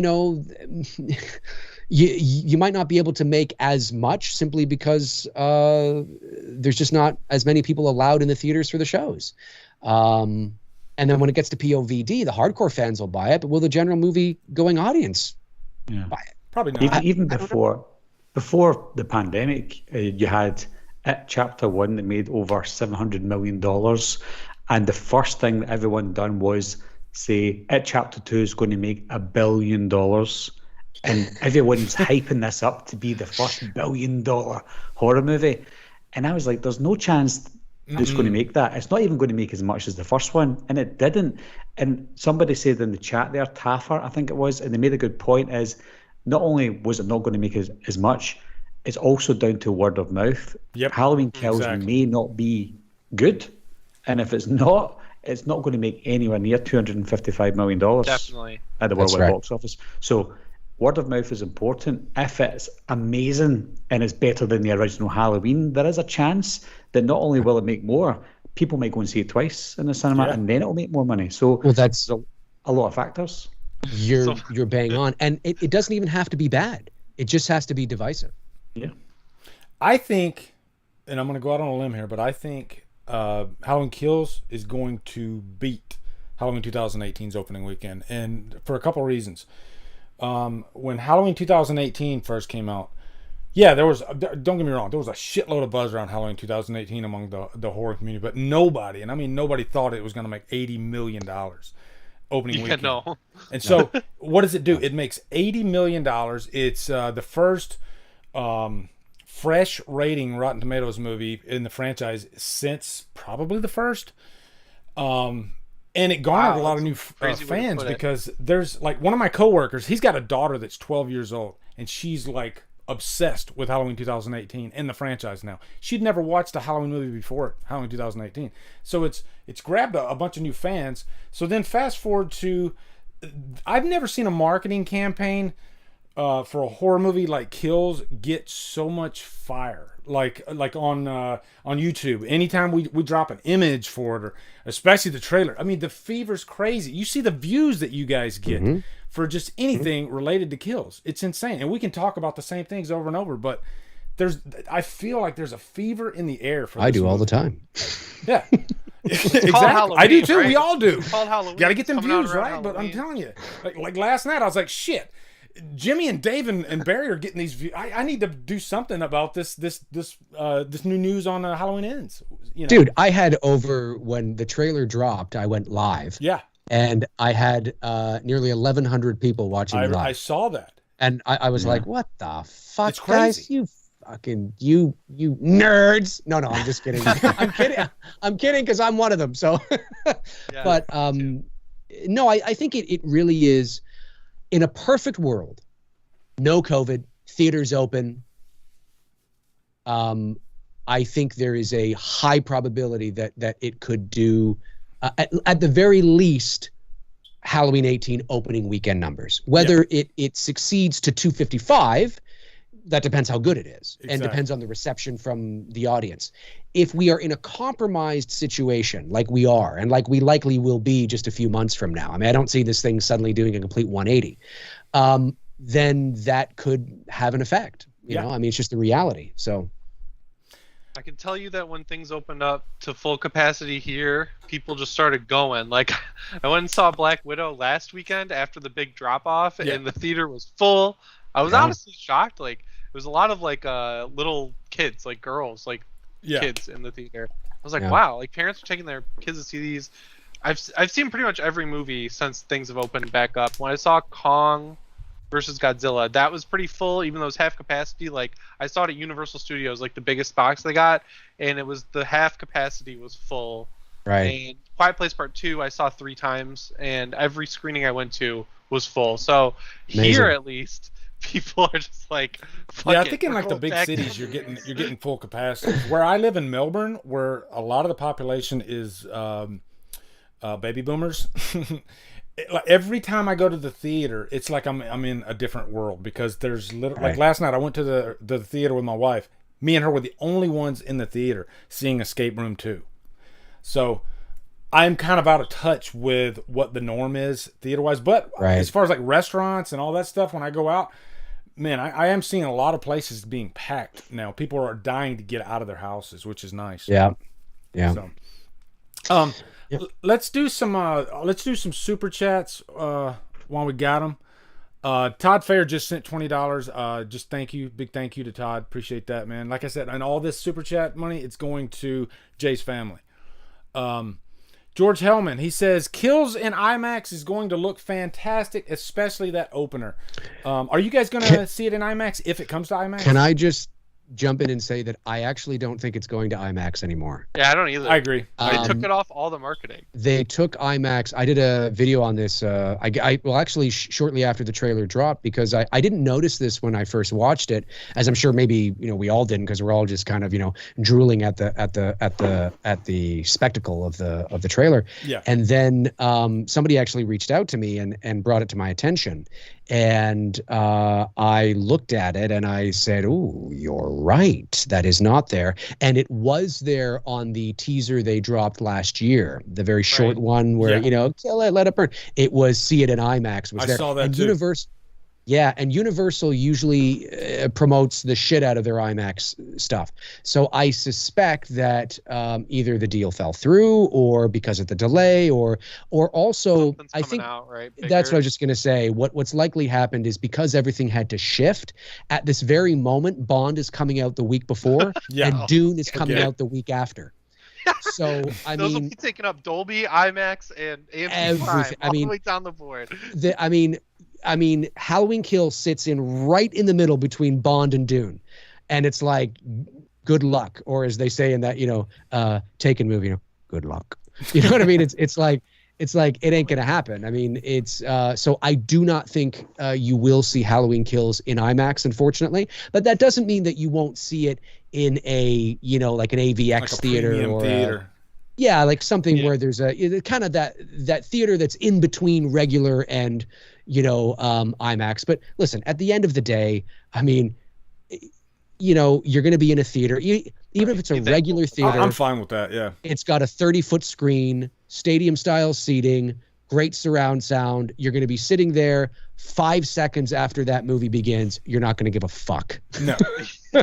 No. So, just give me a good sound. Like we have what's called the Big D theaters, and they're more than enough. They're nice. The Big D. And it's funny that they're called the Big D. I'm seeing Halloween The Big Kills D is in the more Big than D. enough. All right. The Big D is more than enough. The Big D is more than enough. It's Freudian I'm lucky. every time. I've got the tallest cinema in the world in my city, which is good. Whoa, what's it called? Is it like special? Does it have a special? No, it's a Cineworld. I don't know if you won't have Cineworld, but we've got a Cineworld in the UK. Yeah. And in Glasgow, we've got the tallest cinema in the world.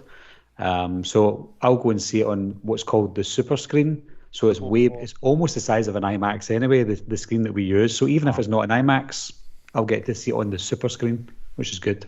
Very cool. Very good. Now, the tallest theater, like in terms of, like when you go into the building, do you have to like go up an elevator to the theater, or an escalator? How high is this? Where do you enter into the theater? Like I'm just picturing like where do you enter into the theater? Like how does that work? You're actually inside the movie when you walk into the to the room. It's just a tall building. It's just a tall building. Okay. Yeah, there's like 10 floors of cinema screens. Ah, I see. Okay. But yeah, there's an elevator as well. Yeah, stacked on each other. Okay, very cool. Very cool. Next super chat. I'm sorry. Go ahead, Dave. No, I was just going to say that we, in Canada we have Cineplex as our sort of AMC. Oh, okay. And we get the same company. I'm always interested in that. It's so boring. I don't think so. I don't think Cineplex and AMC are the same company. We used to have AMC here. They came up to Canada and they were all over the place. And then Cineplex bought out. We used to have Target. They came up, didn't do very well because they priced themselves out because they were way more expensive than Walmart. And people were like, well, fuck that. I'm just going to go to Walmart.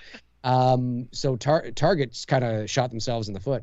But Cineplex is sort of there's a few other independent chains. Yeah. But Cineplex is the big one here in Canada, and they have they do have IMAX, but they also have what's called AVX, Audio Visual Extreme or something. I don't know, and it's like that hybrid. You know what I mean? The Big D. That's the best one. The Big D. Yeah, of course. I love that. The Big D. Okay, next one we got William McLeod. Thank you, William. He says, greetings from Scotland. Hey, there you go, Barry. How would you all like this trilogy to end? I'd like Michael to kill Laurie and take off his mask, not to see his face, and walk into the night. Okay, that's interesting. I'll let any of you guys jump on that. How do you want this whole thing to end? What do you want to see the last thing in Halloween Ends? It all just depends on what happens in Halloween Kills. Yeah, it's hard to answer now. It's too early to say, I would imagine. I want to see Michael look down at the ground and see a gun and then pick it up and then aim it, and then it does a zoom on his finger and you see just as he starts pulling the trigger, it cuts to black. Yeah. What's he aiming at? Yeah. I don't know. His own face. People get really pissed when I say that I want Michael to He's aiming at a pumpkin. He's aiming at a pumpkin. Yeah. Or what they could do is, you've seen the Edgar Wright movies where they do the fast cuts. Yeah. You could do Michael Myers getting into a car and doing the gears, the foot on the pedal, because he's never had the driving lesson before. Just away. And he's buck naked. Yeah. No Just the coveralls. mask. Going to the That's big- right. That's right. I'm the philosophical approach. I would like Michael and Laurie to die together. I do have a video on my channel where I talk all about that, actually. But that's what I talk about. I want them to die together, and end the story. But it's got to be done in a no. I don't want him to walk off into the ether. I mean, listen, what I want is likely not to happen. Yeah. Okay. But it's what I would like to see, because I think it wraps up the story and it feels complete. And the last thing I want to hear, in my idea on my channel, I had the Myers house burned to the ground, and so it's just a shell of itself. And Laurie and Michael, they die in there. They die in Judith Myers' bedroom. That's a good They die in the bedroom of Judith Myers, and there's a whole thing that leads up to the why and all that kind of stuff. But the final shot in my idea was, I think in my idea, Tommy and Lindsay survive, and they're sort of we're left with them. And maybe it's like a week later or a month later or something. It's a cool autumn day and the leaves are blowing and the sky is gray. And they're just staring at this empty lot where the house used to be. And they exchange words, whatever it is. And then they kind of walk off down the sidewalk, and the camera pulls out. So whether it's a crane shot or a drone shot, pulls out, you see the street, you see the lot, and then you just hear Dr. Loomis. Oh my God, that's great. What you do is you take from the TV version of the original Halloween, which technically isn't officially canon, but you can take this line from that film.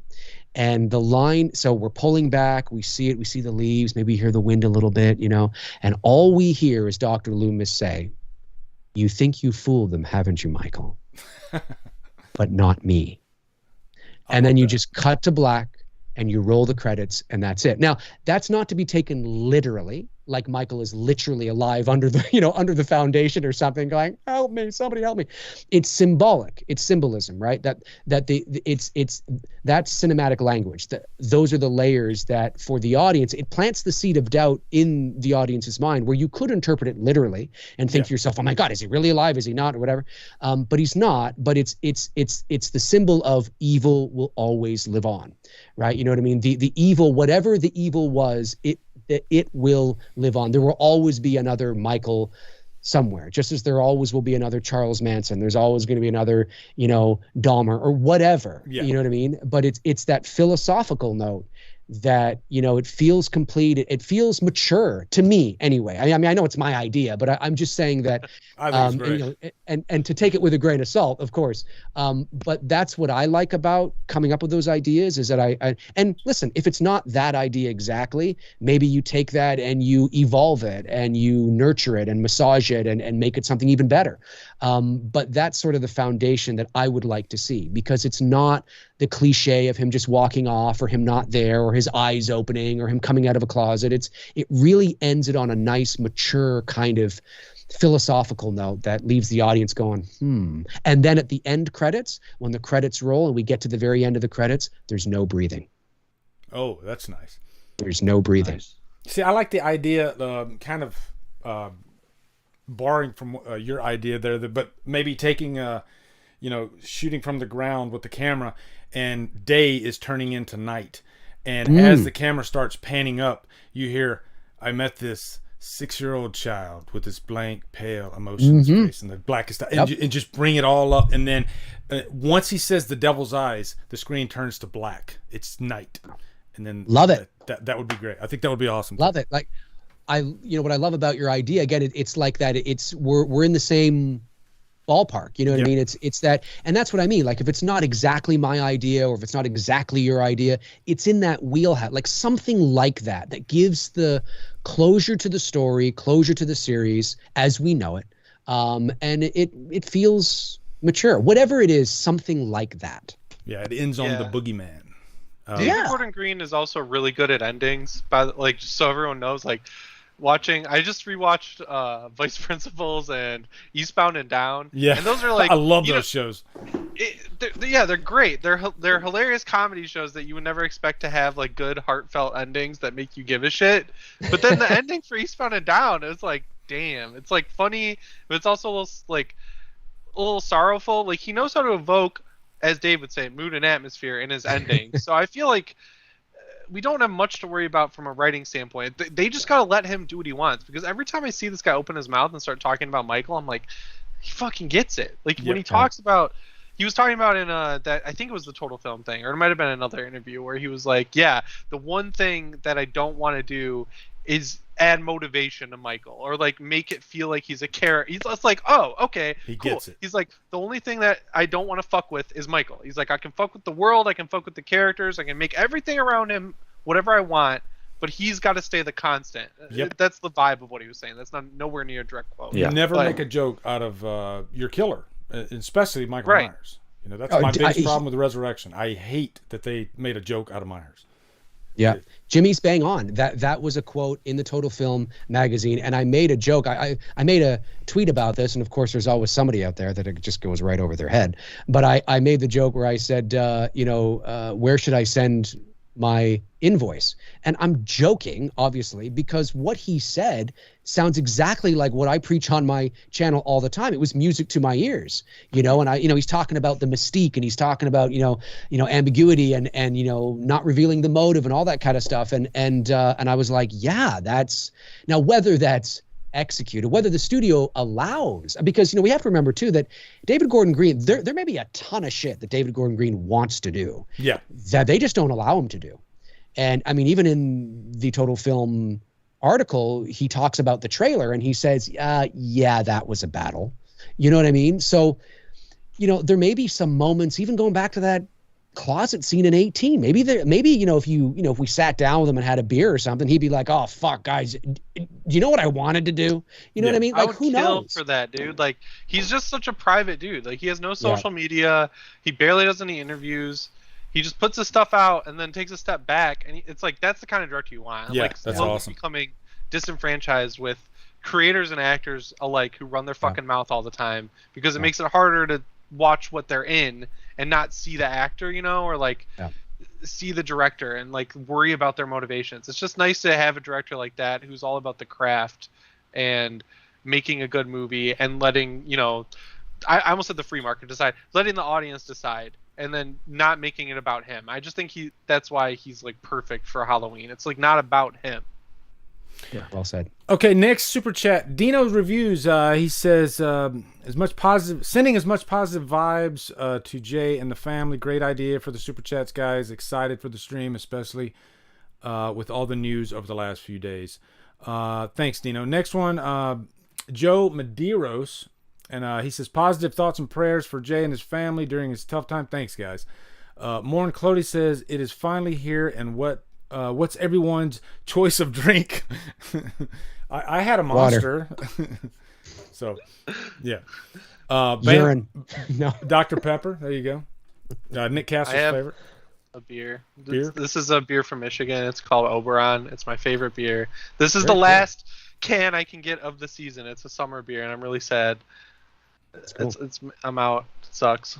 And I think, let's see. I got a couple more super chats here. George Hellman says, have you seen Gordon Green's Stronger? It shows that you can make a real downer and on an inspiring note. Maybe Ends will have something similar. I've heard of Stronger, but I haven't seen it. Any of you guys? It's really good. It's good? Yeah.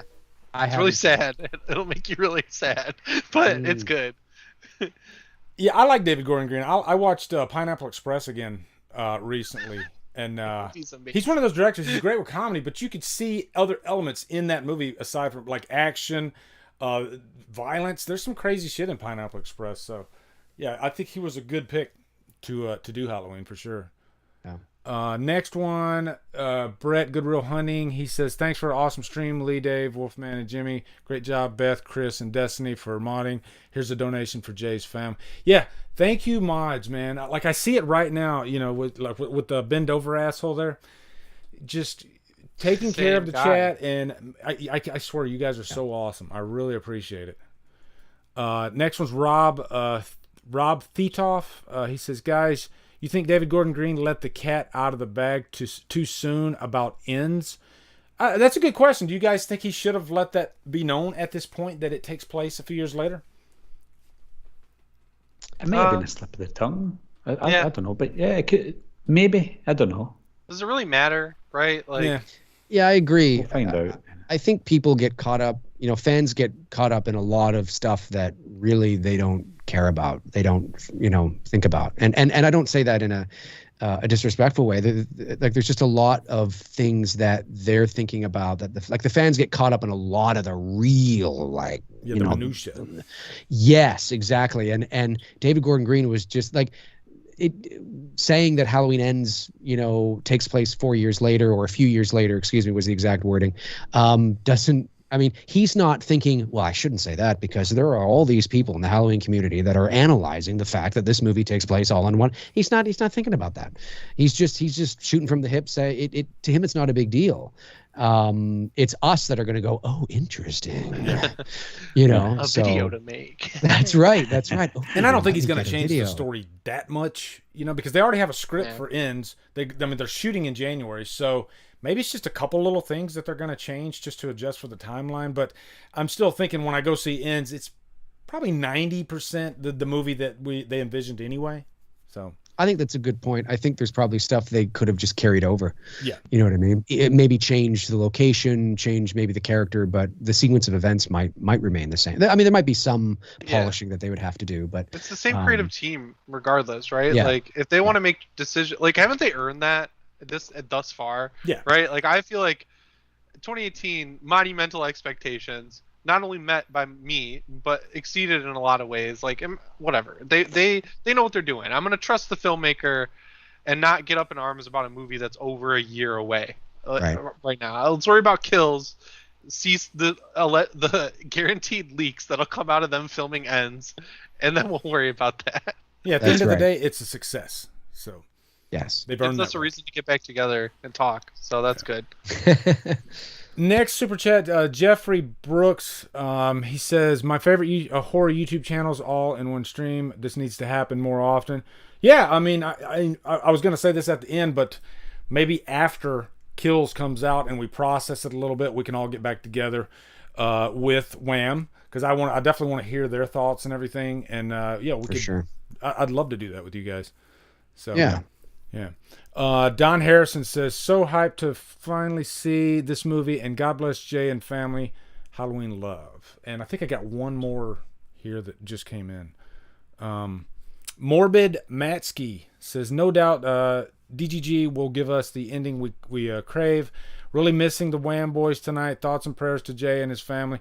Question is, how old were you guys when you first saw Halloween 1978? That's a good question. I guess I'll answer first. I think I was around maybe 10, 11, something like that. I saw it with my grandma. That's cool. It was awkward. Awesome. Oh, come on, See Lee. anything Sit in down it? and watch it with me, dear. What about you guys? That's embarrassing. No, Lee. You sound just like her, Dave. I thought Are you channeling my grandmother? we hang out. Yeah. Your granny and I hang out. Barry, you haven't gotten to talk in a while. When did you see it first? Yeah. Yeah, sorry, Um, Barry, go ahead. Yeah, it's okay. Last week. I think I was about probably 6 years old when I first saw it, but I think the first time I really processed it and knew I was watching a movie, I must have been about 11 years old, and it was actually on. I still remember the night I was staying over at my friend's house. He made me a bacon sandwich, and it was Halloween night. We watched it. We watched the movie. We went out. We trick or treated. Came back. Watched the movie again, and I think the reason I remember that night is because of the movie. It was the first time I actually watched it thinking, wow, this is a really good film. Let's watch it when we get home. And it stuck with me the rest of my life. Nice. Jimmy? I saw it when I was like 10 or 11, I want to say. Maybe younger. It's hard because I've watched them, like I grew up with all of them are basically out before Rob Zombies. So like I could just blow through them all on Fear Fest every year, but I definitely was younger. I want to say 10 or 11, maybe 12, but I watched that, like the first one, and then went right into 4. I skipped, like the Fear Fest marathon went from 1 to 4, and I was like, whoa, 4 is like so cool. Like 4 when I was a kid was the one for me because I was the same age around. So I must have been way younger because I always empathized with Jamie, and I was like, oh, she's like my age, and she's like running away from Michael Myers. That's fucking scary. Like that's the one that connected with me. And then as I got taste. Yeah, 4 is the one that blew the doors off for me. Like I liked the original when I first saw it. I didn't really appreciate it as much, but when I saw 4 opening night in the theater, I lost it. I was obsessed. So that 4 is the movie that got me into it. And seeing that movie was awesome. Like that movie, I think a lot of younger kids who are into horror should see that one because how many movies like that are rated R and actually scary are there where there's a likable, endearing kid protagonist? Yeah, like hard to pull off. If you're a kid, you can put yourself in their shoes really easily, and that's what makes it scary. So I thought that was cool. Man, we got super chats like rolling in now. You guys are awesome. Shout out to Wham! Yeah. Chris Snyder, thanks, one of the mods, man. He says, thanks for the great stream tonight. Sirs, all my love to Jay and his family. They are my thoughts. Thanks, Chris. You're awesome. Tom Ungren just came in. Mods are on fire. You guys all rock. Shout out to Wham. A lot of Wham love in the house tonight. Sean from Fandom Empire, man. Everybody say hello to Sean. Sean's freaking awesome. I don't think it's him. Yeah. What's that? It's not him? I don't think that is Sean, is it? No, we got a super chat from, and it's I think it's right, okay. Oh, so this one's the real him. I think it's the real him. Yeah, he says, for the mods, incredible work. Dave loves Halloween 5, laugh out loud. Yeah, that's definitely Sean. Yeah, I love Halloween 5. Love it. So great. I like it a lot better than Resurrection. There's things that are good about it, but there's things that are horrible about it. Okay. Cookie woman? Anyway, go on. Cookie woman! See, I think Let me see. they're missing out Uncle. on an opportunity. When they release that on 4K, it should come in like a cookie, a case that you open it up and the disc is in there. Yes. I think Or a woman gives it to you in a cookie case. Yeah. The cookie woman gives it to you. Yeah. I'm just waiting for Film Twitter to do their thing where they like reevaluate every time Scream Factory releases a movie that sucks. People, you know what? Like, it's actually great. It's actually These great. People are, I'm waiting for it to happen Halloween 5. So I can it's already happened. Like, I'm telling you, 5 has a cult following now that's crazy. There are people that are saying 5 is a Giallo film because of the Man in Black. And if you go into that with that mindset, think of it as like an Italian horror film. I mean, it has a European director.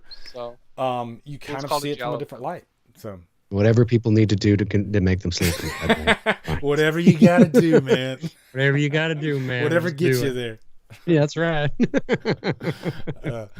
Erica Bro, my good friend, she says, it's not much, but I hope it still helps. Thoughts go out to Jay and family. Thank you for the awesome stream, guys. And I think that's the last one. I think that's a good spot for us to close this chapter of HallowStream Kills. And we really missed Wham. And you guys, I tell you, you guys make this easy because I'm always like a nervous wreck. And of course, I had technical difficulties at the beginning of this and had to switch computers. But man, you guys, I swear, as soon as I start talking to you guys, you're just such professionals, and you make this easy. And it's just an honor to just share the freaking screen with you guys. So I thank you so much for doing this. And thanks, Dave Vanderhoff. Appreciate it, man. So Right Jimmy, back at you, Lee. I mean, thanks for having us on. Yeah, man, it was a blast. Yeah, seriously. Jimmy, where can they find you? At Jimmy Champane on Twitter, and then if you go on, if you go on YouTube, you can spell my name wrong now, put a G in the last name, and so many people search it that way, it comes up. So just do what works for you. And if you like PlayStation, I have another channel called PS Ready. Those are my things. I'll put links to all your channels too in the info box right after this. Too. Cool. Dave McRae. Where can they find you? At Dave McRae, maybe? At Dave McRae, yeah. Dave McRae on YouTube. McRae is MCRAE. It's not McCrae, it's McRae. And then on Twitter, it's at The Voice Man with 2 N's, MANN at The Voice Man. On Instagram, it's Dave McRae 79. And on Facebook, it's Many Things Dave McRae. Just search. Well, you can search Dave McRae, but then you'll see my page that's connected to my YouTube channel, and that's where you can find me. Awesome. Barry, what about you? Yeah, if you check out my Instagram, it's Wolfman's Nards. If you go into Twitter, it's also Wolfman's Nards. And obviously my YouTube channel is Wolfman's Got Nards.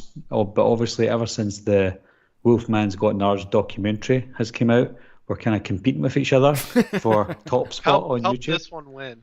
Yeah. Your logo's way better. So Yeah, Yeah, I like my logo better. it's fucking awesome. Yeah, it's a good logo. It's It really is. good. All Too right, neat to me. Cody Snyder and Intel Wild, thank you for the super chats.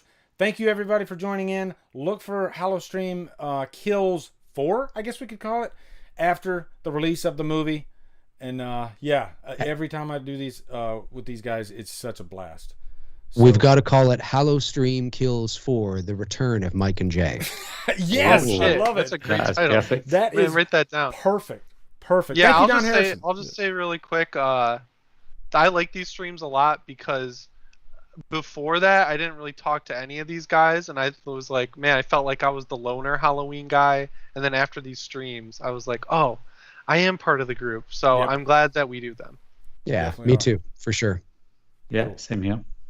All right, guys. Yeah, and we do like each other. We don't like hate each Oh other. yeah, we don't hate each other. We should have said that. Oh, Oh like, yeah. Well, actually, Damn, we'll go back to hating each other right after we end this stream. So.